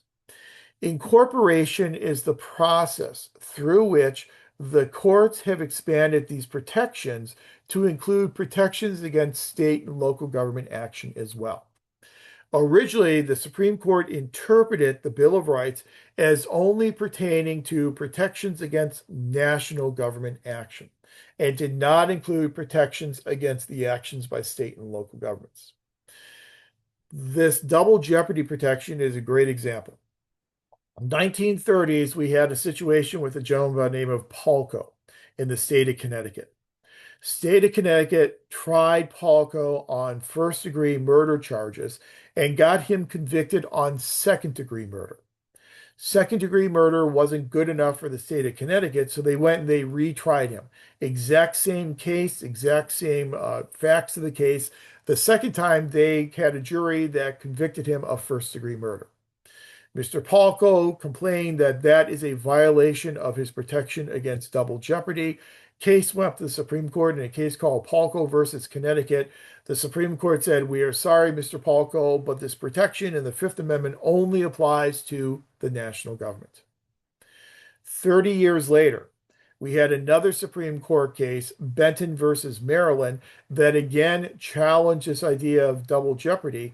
And in 1968, the Supreme Court reversed itself and said, well, no, this does include a protection against state governments as well. So you not only have protection against double jeopardy against the federal government, but you also have that against state governments.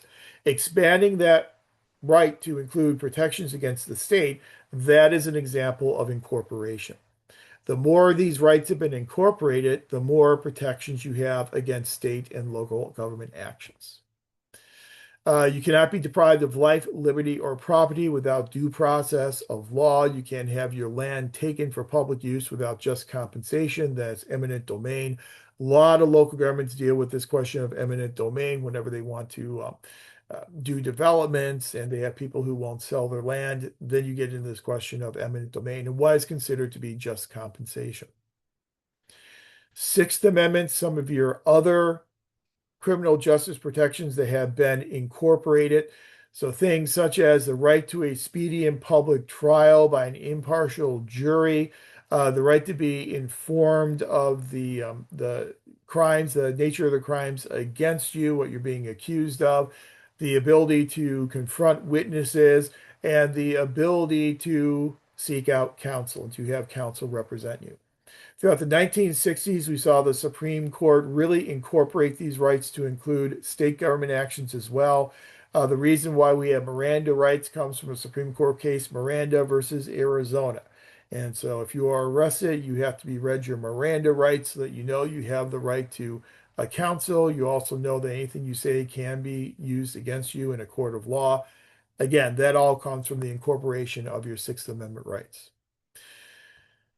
Seventh Amendment provides you with the right to a jury trial in a civil case where the value of the case is more than $20. $20 meant a lot more back then than it means today. Eighth Amendment to the Constitution, protection against excessive fines as well as cruel and unusual punishment. The excessive fines part we saw play out recently with President Trump, where he had his civil case, those fines overturned by an appellate court as being excessive in terms of their nature. Ninth Amendment says that the enumeration of the Constitution of certain rights shall not be construed to deny or disparage others retained by the people. This was a nod to the Anti-Federalists that if a right is not discussed in the Constitution, given in the Constitution, then it is reserved for the people. And then the 10th Amendment to the Constitution, the Reserve Powers Amendment, this was a big nod to the Anti-Federalists that if a power is not delegated to the United States in the Constitution nor prohibited to the states, then those powers are reserved to the states or to the people. So in theory here, if it's not an enumerated power, then that power under Amendment 10 then belongs to state governments. Then your subsequent amendments, the 11th through the 27th Amendment. 11th Amendment reduces the judicial power of the national government, the national judiciary. The 12th Amendment then calls for the change in the way in which vice presidents are elected. In the past, the person who came in second place would become vice president, such as Aaron Burr. We know the problems that Thomas Jefferson had with Aaron Burr, and so Thomas Jefferson proposed this amendment to Congress so that you would no longer have the person who comes in second then be the second in command. 13th Amendment outlaws slavery. The 14th Amendment provides us with equal protection. And this was one that we discuss a lot. And we especially discuss this a lot when we get to issues such as issues like immigration and birthright citizenship and things such as that.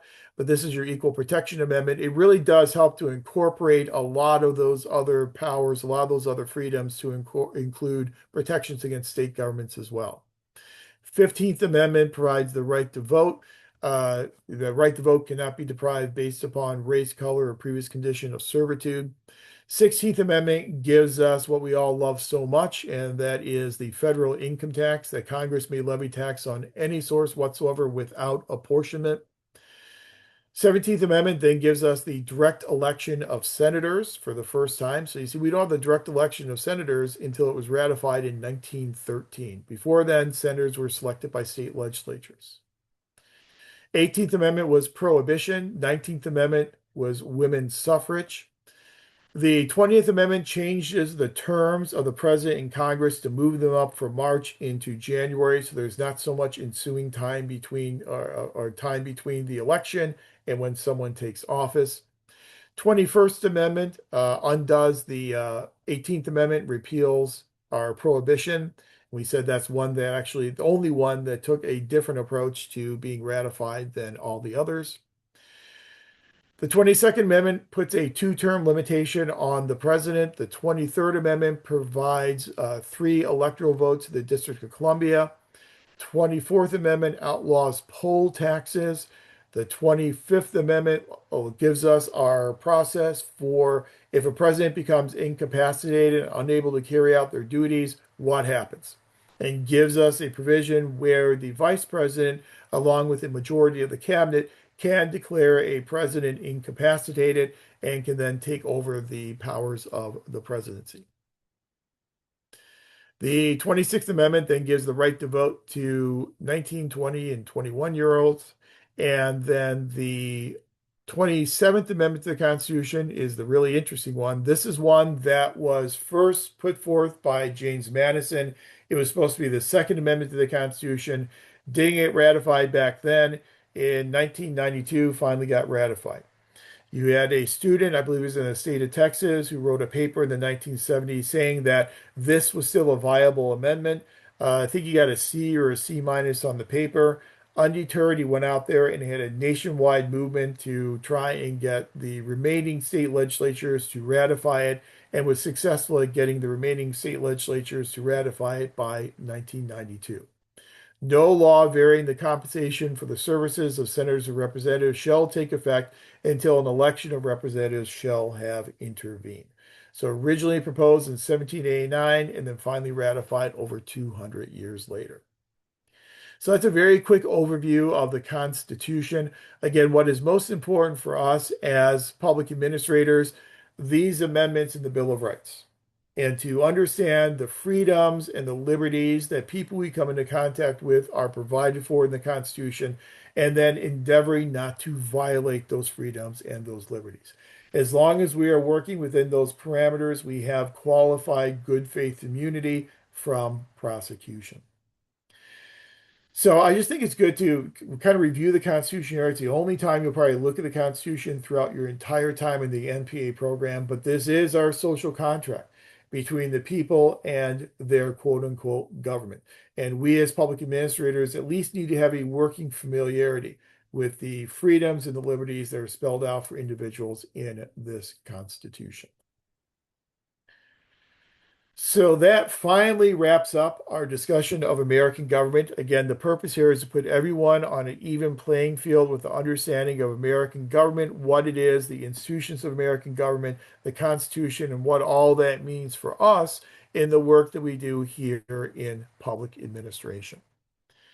So before we take our evening break, are there any observations or questions or comments on any of this information? Okay. Let's go ahead and take our evening break. Let's take a break, take about a 15-minute break, and then let's come back at, we'll say 5:55. When we come back at 5:55, we're going to shift gears and move into a discussion of accountability and ethics in the public sector. And I think we can probably get that done in about 45 minutes. So I think we should have enough time to get through that. So coming back at 5:55, we'll talk ethics and accountability.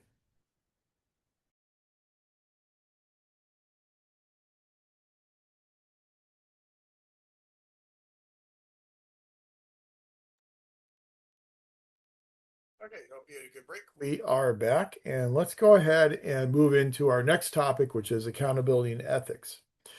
Now, one of the themes of this class, as we've mentioned many times, is to distinguish between public and private sector organizations. This is one of those major areas of distinction. So we know that the accountability standards are different in the public sector. We, as public administrators, are managing public resources, whether it be public taxpayer money, public buildings, facilities. And so, since we are managing public resources, we are kind of in this fiduciary type of responsibility, and that we need to take great care to make sure that we are managing these resources in the most effective and efficient way possible. So we tend to have these heightened accountability standards in the public sector. So what is accountability and how does accountability work? At its very basic level, accountability speaks to a relationship between people and things. The people here will be administrators. The things, as I said, will be money, will be facilities, and the like. So we're looking at this relationship that's going on within the bureaucracy. This idea of accountability is elemental to a bureaucracy because what accountability will allow us to do is it will allow us to control the actions of administrators. We know that administrators get their positions based upon their merit. They get their positions based upon their knowledge, skills, and abilities. They are not being directly elected by the public. Since they're not being elected by the public, you have a relatively tenuous accountability link between administrators and the public. So the connective tissue and accountability between the administrators and the public will be the elected officials, the policymakers, because those policymakers are directly elected by the people. So it's then up to these policymakers to hold the administrators accountable for their actions. The problem is that oftentimes that connective tissue is missing, and that elected officials usually do not like to get involved in accountability. Because when they get involved in accountability, accountability is all about discovering problems. And so if they discover a problem in the actions on the part of an administrator, they, as elected officials, then end up being associated with that problem. The more they are associated with ethical problems, the harder it is for them to then get reelected. And so there's kind of a natural tendency on the part of these elected officials to really try and keep their distance from accountability. When you have elected officials that either cannot or choose not to engage in their oversight responsibility, then it's difficult for us to hold administrators accountable. Now, the way in which the system is supposed to work, these elected officials are supposed to serve as the principals in this principal agent relationship. In a principal agent relationship, you have a principal. That principal is the overseer, and then you have an agent. That agent is the one whose actions are being overseen. In this principal agent relationship, the principal will be the elected official, the policymaker. The agent will be the agency, the members of that agency, the administrators. In a normal principal agent relationship, You would think that the principal would have the requisite information to be able to oversee the actions of the agent. The problem is in the principal agent relationship in public administration, there's a great deal of information asymmetry. And that asymmetry exists where it's actually the agent that has the information as opposed to the principal. Who knows best what is going on a daily basis within an agency than those administrators who work in that agency on a daily basis? The policymakers, members of Congress, members of a state legislature, those folks are not in the agency. So they don't have the same proximity that administrators will have to what's going on within the agency. So the information tends to rest with the agency, the ones who are being overseen, as opposed to the principals. So that information asymmetry then results in an ethical dilemma that's oftentimes known as a moral hazard. So within this principal agent relationship, because of the information asymmetry, you have administrators who are presented with a moral hazard. That moral hazard is that those administrators have the information that would make oversight possible, but the more information they provide to those policymakers, the more capable those policymakers are of overseeing the actions of the administrators. So there is very much, in a rational, self-interested perspective, a disincentive for those administrators to provide that information to the overseers. So you end up with this moral hazard. How much information and what information should I provide as an administrator, knowing that providing this information will make my life more difficult?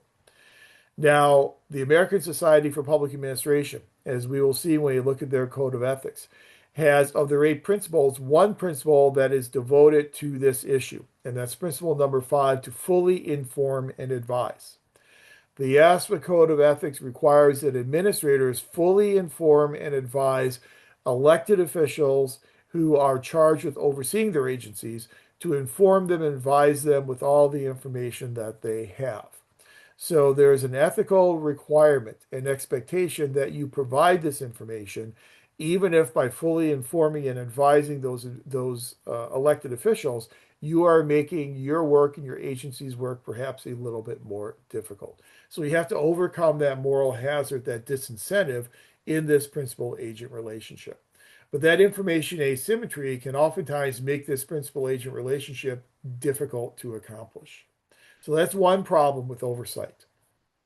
Second problem with oversight is the claiming of executive privilege. We have seen this at the national level throughout multiple administrations. So this isn't something that just happens here in this administration, it's happened in previous administrations as well, where an administrator, an agency will be called into Congress to testify.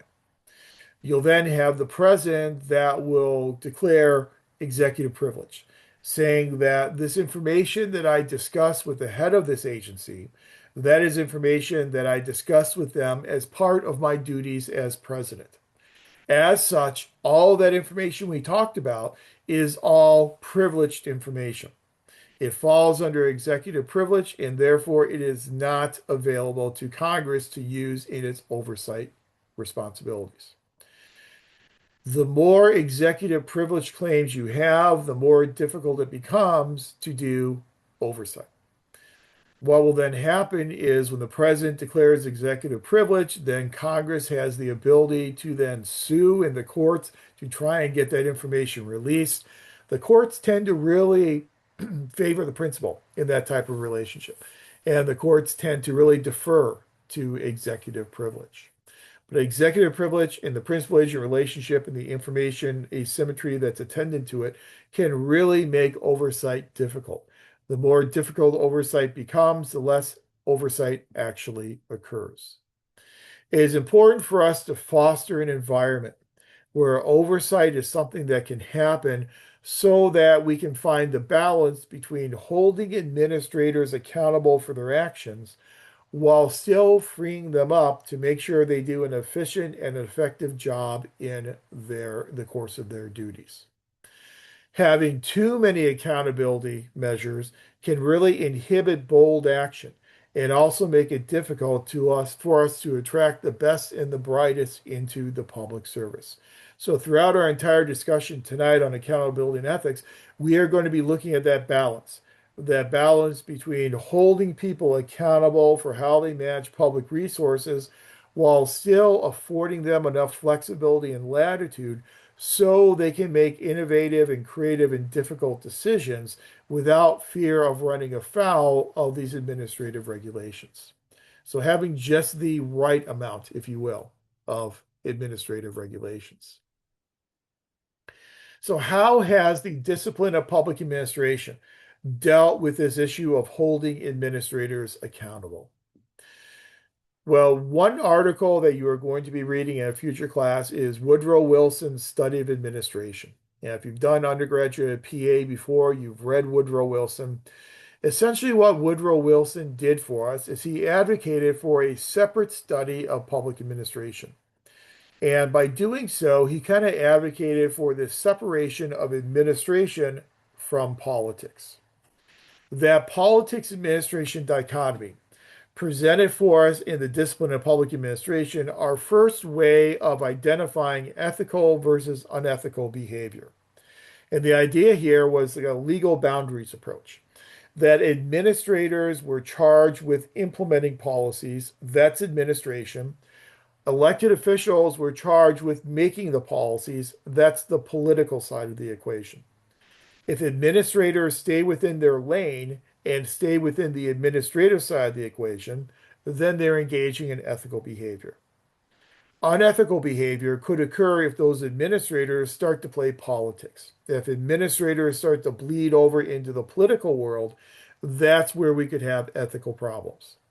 And conversely, politicians, elected officials, should be in the policy formulation business, but they should not be involved in the micromanagement of how those policies are being implemented. Once they start getting involved in the day-to-day implementation of those policies and agencies, then that could be construed as unethical behavior. So this legal boundary set up a firewall, if you will, between the administrative and the political side of the house. Administrators stay on the administrative side, politicians stay on the political side. It was a very binary, very cut and dried approach to what behaviors are ethical versus what behaviors are considered to be unethical. The problem we learned very quickly, and as of the 1930s, is we learned that there is not a clear line of demarcation between the administrative and the political side. That administration bleeds into politics and politics bleeds into administration. That's something that John Gauss told us as early as 1936, where he said it is not possible to clearly delineate administrative from political actions. Sometimes administrators get involved in policy formulation. They advise elected officials before they make policy. They provide the technical expertise to kind of sort out what those policies are and how those policies should work. So it's not necessarily unethical for an administrator to be involved on the policy side. And so that clear line demarcation of the politics administration dichotomy was thrown out relatively quickly in the early 1900s. So, because of this bleeding over of politics and administration, we couldn't really separate them for the purposes of accountability and ethics. Today, we realize that to complicate the matter even more, not only do politics and administration overlap with each other, but you also have individual organizations that have developed their own individual cultures. And to say what is ethical versus what is unethical may be contingent upon the situation, on the context of those organizations. So we have to take the organization's culture into account when we try and determine what actions are considered to be ethical, what actions are considered to be unethical. So essentially, what the discipline has now come to the realization of is it is complicated. And you cannot just have one set of ethical rules that you apply to everyone in every single situation. It's a lot more nuanced than just that. And we'll get into what some of those nuances are in a couple of minutes. But when we try and hold administrators accountable for their actions, there are different things we can hold them accountable for. The most common type of accountability is obviously fiscal accountability. In fiscal accountability, we are concerned with whether agency officials are spending money on the programs they are charged with managing and only on those programs. The Anti-Deficiency Act tells us that public sector can only spend money on what is authorized by law. So in fiscal accountability, we are looking at, are these administrators spending the money in the legally appropriate manner in which they are required to spend that money? If they are spending money on other things that are not appropriated, that are not within the language of the legislation, then that would clearly be unethical behavior. So we look at it from a fiscal lens, how is the money being spent and what is it being spent on? A second way in which we can hold people accountable is through the lens of process accountability. In process accountability, we are concerned with how agencies are performing their tasks, how these administrators and agencies are implementing these programs and these policies. So here we're looking at the implementation process. Are they spending public taxpayer money in an efficient manner? This is where we get into a lot. In the first one, fiscal accountability, we get into abuse. In process accountability, we get into a lot of waste. And so maybe it's not intentional waste, maybe it's not unethical in that regard, but it's spending money in a less than efficient manner. So we want our administrators to spend money as efficiently as possible. That's process accountability. Then we also want them to be effective. We want our administrators, our programs, and our policies to achieve what they are supposed to achieve. That gets us to this third type of accountability, which is program accountability. Program accountability is going to be concerned with whether a public program is achieving its purposes as defined in law. So, is this program achieving the goals that it is supposed to achieve? So, this looks at effectiveness. So the first one, fiscal accountability, looks at misspending of money, looks at abuse. The second one, process accountability, looks at efficiency, and program accountability then looks at effectiveness.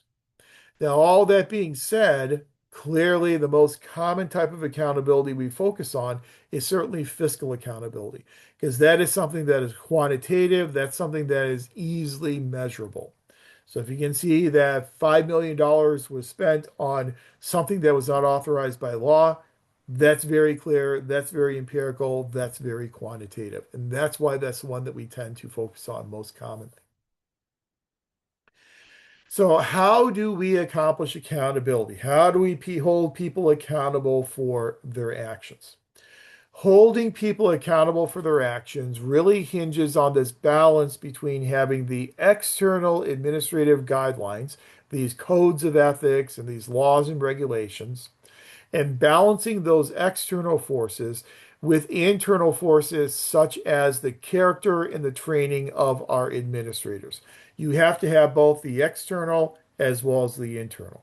You have to have those ethical rules, but you then also have to have administrators who are really devoted to the public interest and are trained in how to spend public money in a fair and unbiased manner. So you got to have both the external as well as the internal. One of the best ways to find that balance is by promoting the safety of what we call the whistleblowers. So again, we go back to who knows what is going on within those agencies better than people who are in those agencies. If you have someone in that agency who recognizes that there is an ethical problem within the agency, you want to empower those individuals to speak up and to bring those ethical violations to light. Whistleblowers, when they are in an organization, have a choice.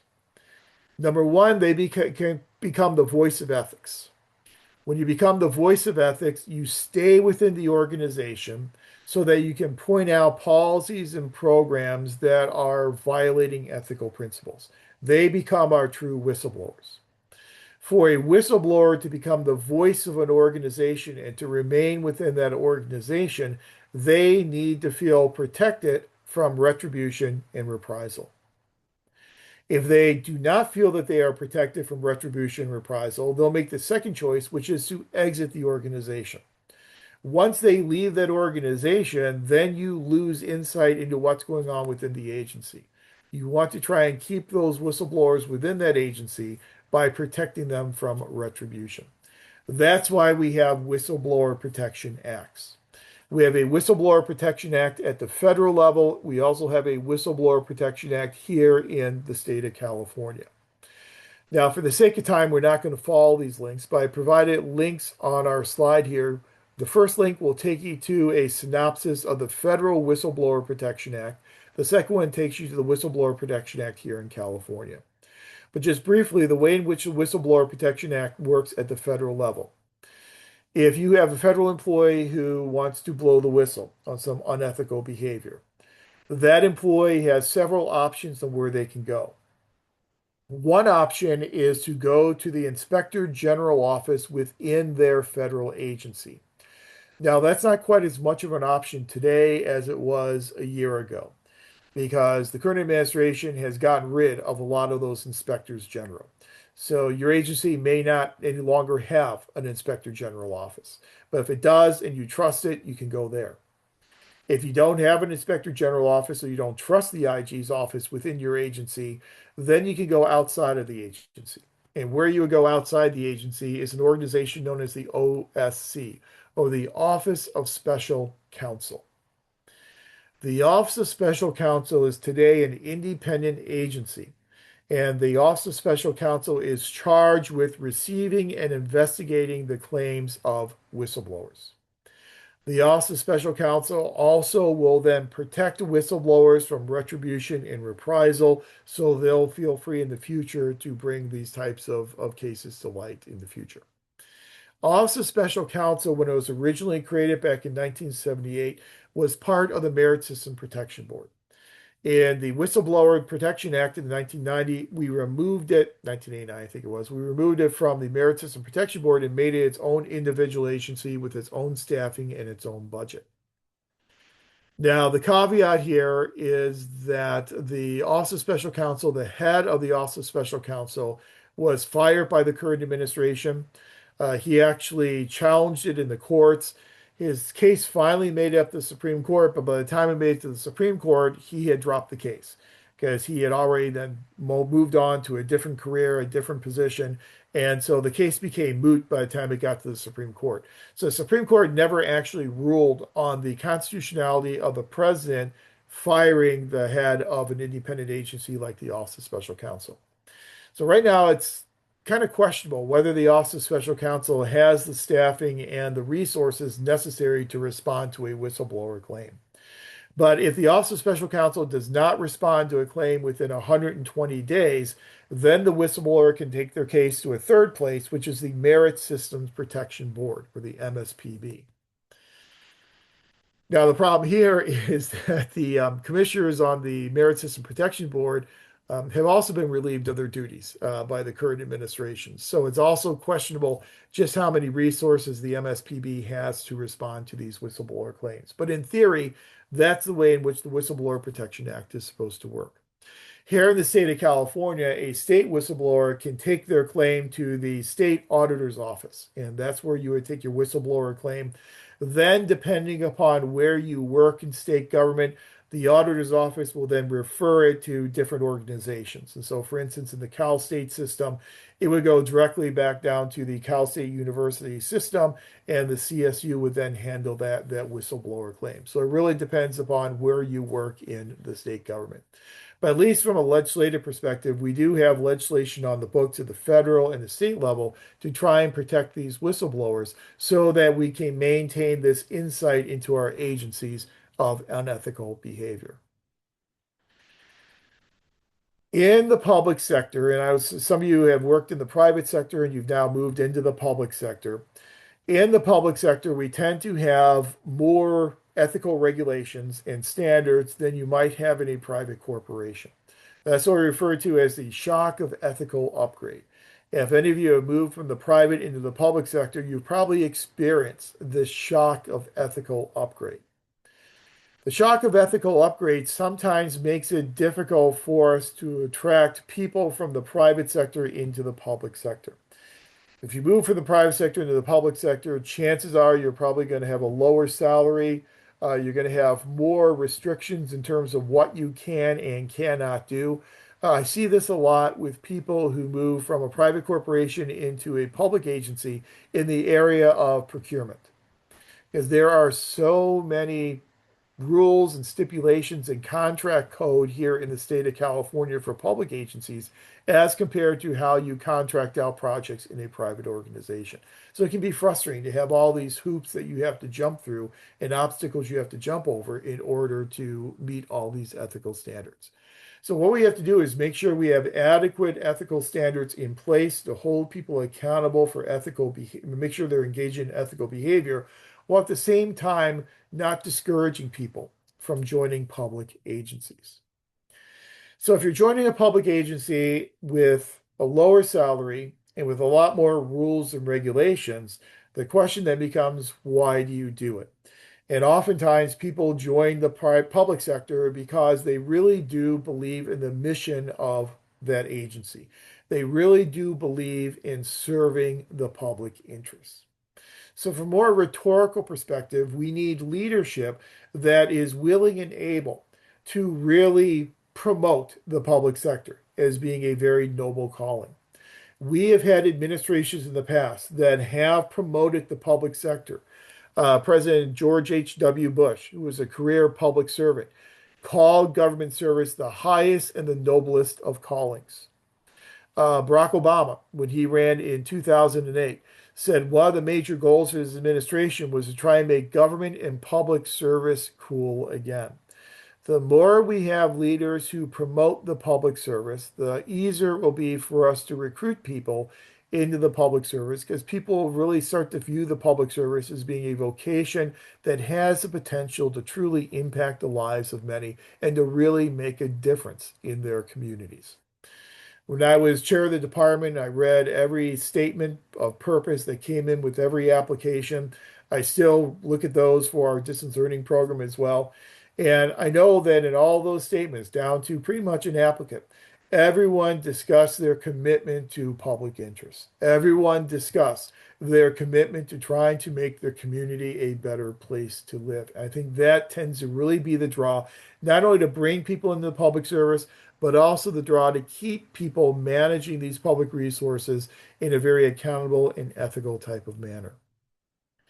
So hopefully we have the character of our public administrators internally who are predisposed to acting in an ethical manner. But as we know, the balance is we have to balance the internal with the external. So we still have to have those external expectations that people know that they are being held accountable for. Now, as public administrators, we come into the public sector from a variety of different professional backgrounds. We have people in this program who are professional engineers, so they have professional standards of their profession of engineering. We have some people who are finance managers, and so they have their own ethical expectations in their profession. Yeah, I'm a political scientist by training, and so I have the American Political Science Association Code of Conduct. But regardless of what background we come into the public service with, we are all public administrators. So there is one organization that has a code of conduct that we all have to adhere to, regardless of our professional background. And that comes to us from ASPA, the American Society for Public Administration. So what you see on the screen here is the American Society for Public Administration Code of Conduct. Here are the 8 principles that we as public administrators are expected to adhere to on a daily basis. Number one, public interest. To promote the public and put public service to the public above service to oneself. So we have to promote the interests of the public and place public interest above private interest. When we talk about civil service in a couple of weeks, I will talk to you about Plunkett of Tammany Hall, this Tammany Hall political machine in New York City, and this gentleman by the name of George Washington Plunkett, who worked in Tammany Hall. George Washington Plunkett wrote his memoirs called Plunkett of Tammany Hall, and in those memoirs, he talked about what he called honest versus dishonest graft. And we know the word graft today basically as corruption. So basically, he's saying there is an honest type of corruption and there is a dishonest type of corruption. Honest corruption, as he would refer to it, would be, and he gives us an example, if in the course of his duties working in City Hall, he finds out that the city is going to build a park. And so what he does is he go and he buys a parcel of land that will become this park. He gets it at a very, very low cost. He then resells it to the city at a higher cost and makes a profit. He would refer to that as I seen my opportunities and I took them. That is what he would consider to be honest graft. He was just using his position to further his private interests. I think we would all agree today that would be a violation of ethical principle number one, that he was putting his private interests above public interests. Number two, to uphold the Constitution and the law, to respect and support government constitutions and laws while seeking to improve laws and policies to promote the public good. This is why we look at the Constitution, because we have to uphold this Constitution. We have to uphold the rights and the liberties and the freedoms that the Constitution bestows upon individuals. So it's important for us to support and uphold that Constitution. Depending on your position, you may have taken an oath. I was an elected official, and every term I served, I would have to, when I got sworn in, take the oath to support and defend. It wasn't actually in California defend, but support and defend the Constitution of the United States as well as the Constitution of the state of California.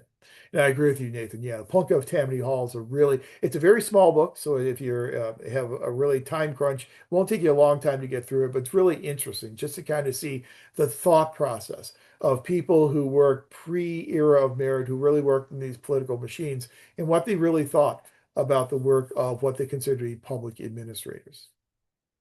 Number three, to promote democratic participation. Inform the public and encourage active engagement in governance. Be open, transparent, and responsive, and respect and assist all persons in their dealing with public organizations. We'll talk on the next slide about transparency and the importance of sunshine laws here in the state of California. It is very important that we open up the doors and let the sun shine in, that we allow the public to be present and to see the decision making that goes on within our agencies and promote their participation in decision making. Number four, to strengthen social equity, to treat all persons with fairness, justice, and equality, and respect individual differences, rights, and freedoms, promote affirmative action and other initiatives to reduce unfairness, injustice, and inequality in society. Social equity is an important principle here in the ASPA Code of Conduct. It's also a very important principle in the discipline of public administration. And it's very important with our accrediting body of NASPA. Number five, I already mentioned earlier, fully inform and advise. Provide accurate, honest, comprehensive, and timely information and advice to elected and appointed officials and governing board members and to staff members in your organization. This is what will help us overcome the information asymmetry that is endemic to the principal agent relationship. Number six, to demonstrate personal integrity. Adhere to the highest standards of conduct to inspire public confidence and trust in public service. This is kind of that what we call expository role. The public managers have an expository role. This is what Bennington and Moore talked about. That with this expository role, we need to role model to others integrity so that they can have trust in administrators and administrative agencies. Number seven, to promote ethical organizations, strive to attain the highest standards of ethics, stewardship, and public service in organizations that serve the public. We need to help foster our organizations as ethical organizations themselves.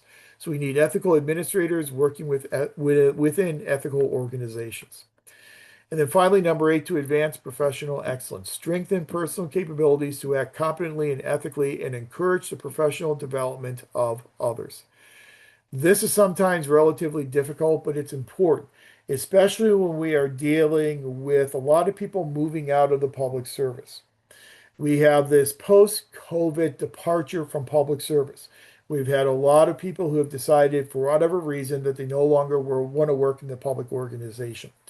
Oftentimes, these are people who have more experience. These are people who are at higher levels in the position classification system. As those leaders of the organization move out, we need to have other members of the organization who can move into those positions. We only have people who can move in those positions if we have a good succession plan in place. Advancing professional excellence allows you to create that succession plan. So those are the 8 primary principles that we all adhere to as public administrators under the ASPA Code of Conduct. I would ask you for Canvas essay number 2 to think about these 8 principles and think about them in terms of either your implementation of these or the implementation of these in your organization. And then pull out 3 of these 8 principles that you think would be either difficult for you or for your organization to implement. And tell me why you think those 3 would be the most difficult ethical principles for either you or for your organization to implement. But it's important that we keep these ASPA code of ethics, these principles with us, because again, this is the one code of ethics that we all share as public administrators.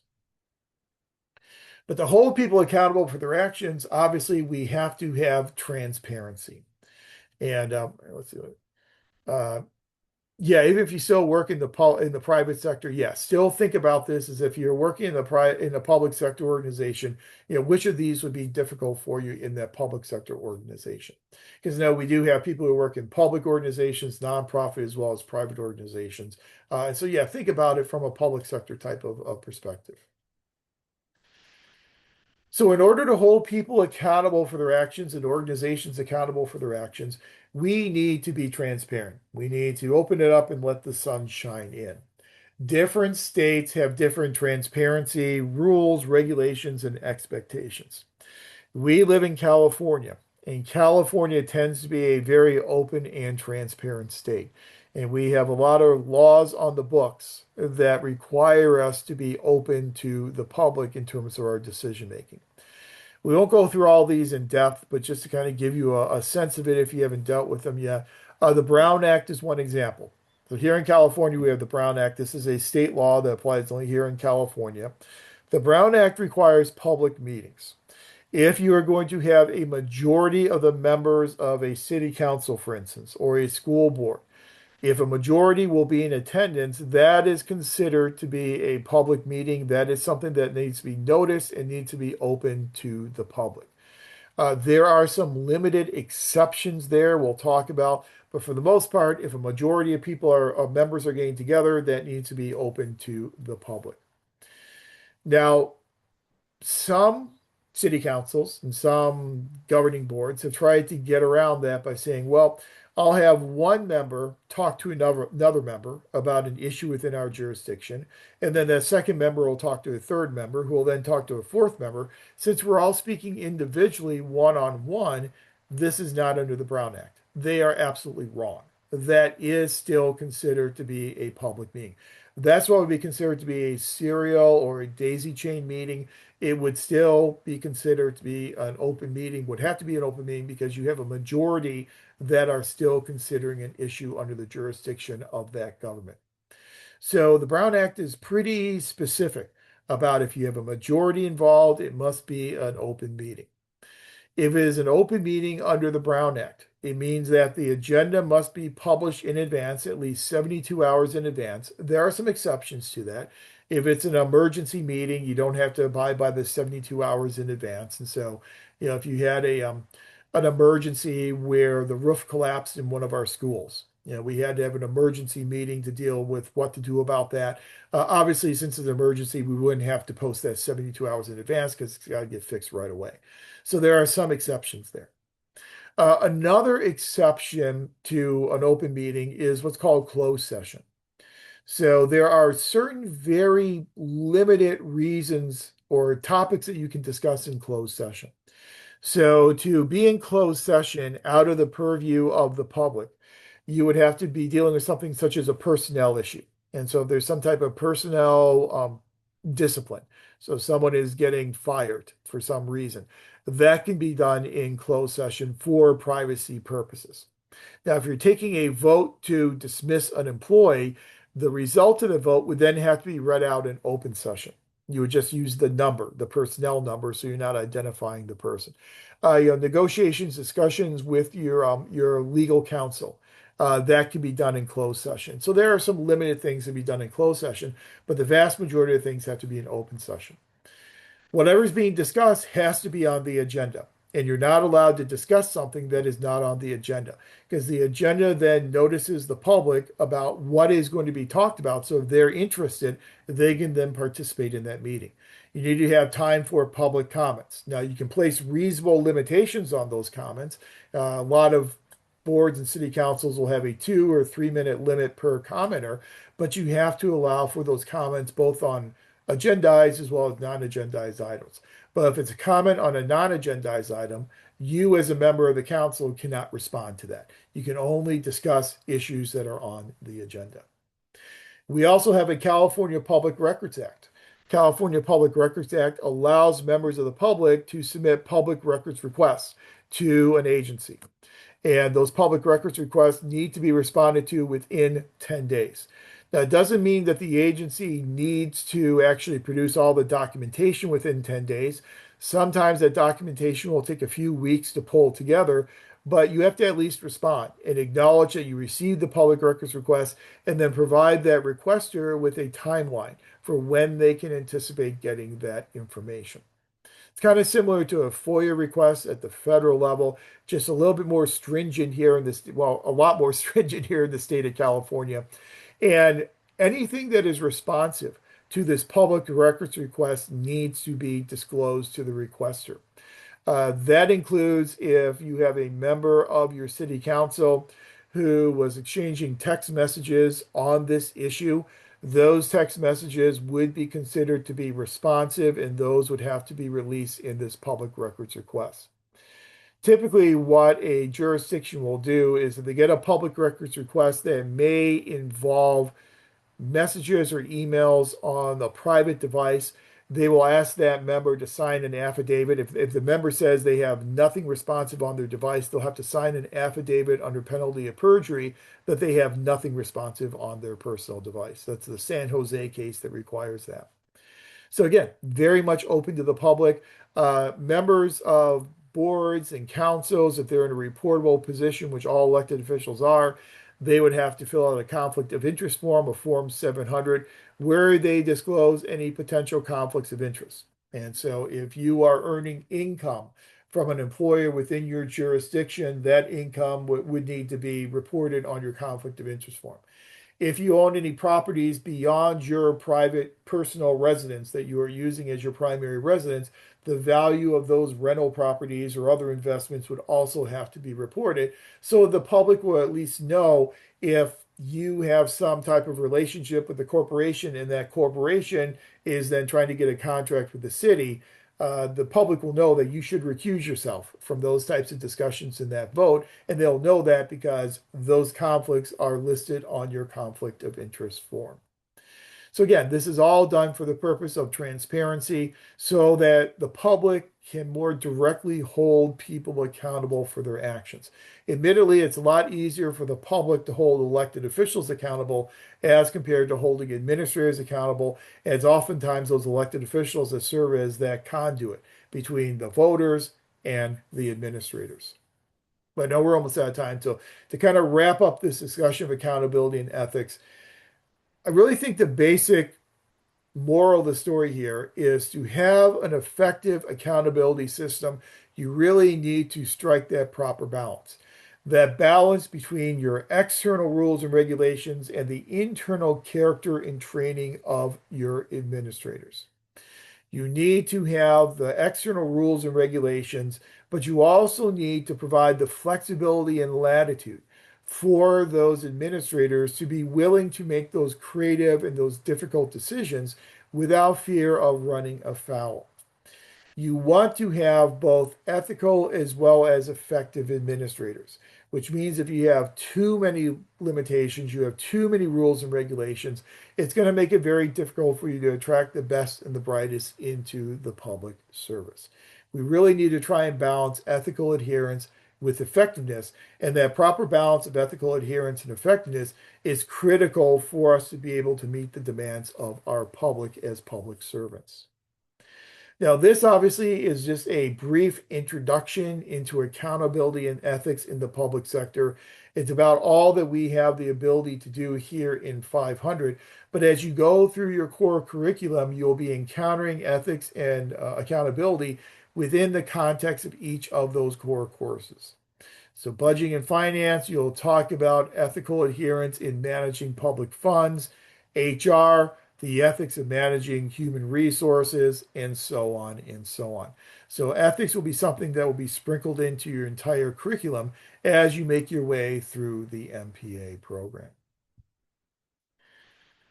So, we obviously don't have any time for a breakout room exercise because we only have 5 minutes left, so we won't do that tonight. But do you have any questions on what we have covered up to now in terms of accountability and ethics, just kind of as an introduction into accountability in the public sector? Just like everything else in this class, this is just kind of the building block that you will then take and build upon as you move through your other core courses. And then you'll also use this information, especially those principles in the ASPA Code of Conduct, to then answer Canvas essay number 2. Then also have your draft advancement form turned in next week as well. Then what we will do when we get together again next week is we'll then really start to drill down into some of the major differences between the public and the private sectors.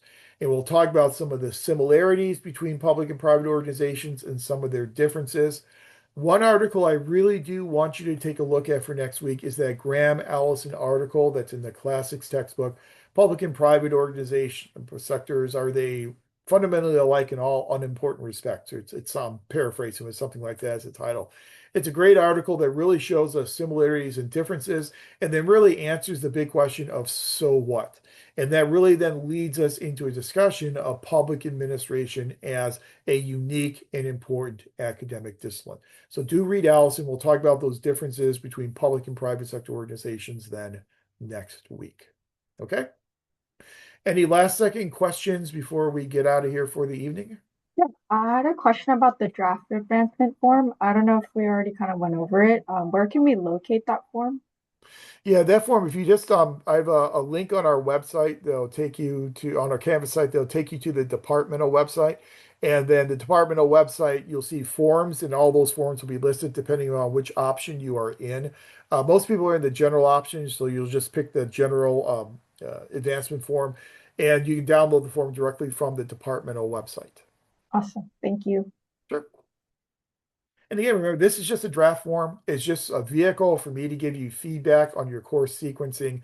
And just so you'll be ready once you've completed your 6 units to then go on and actually officially advance candidacy in a following semester. So this is just for feedback from me. So this is very much draft, very much unofficial. So just give me an idea of what courses you're taking for your electives and the semester and year you're planning on taking your courses, just for a purpose of my feedback.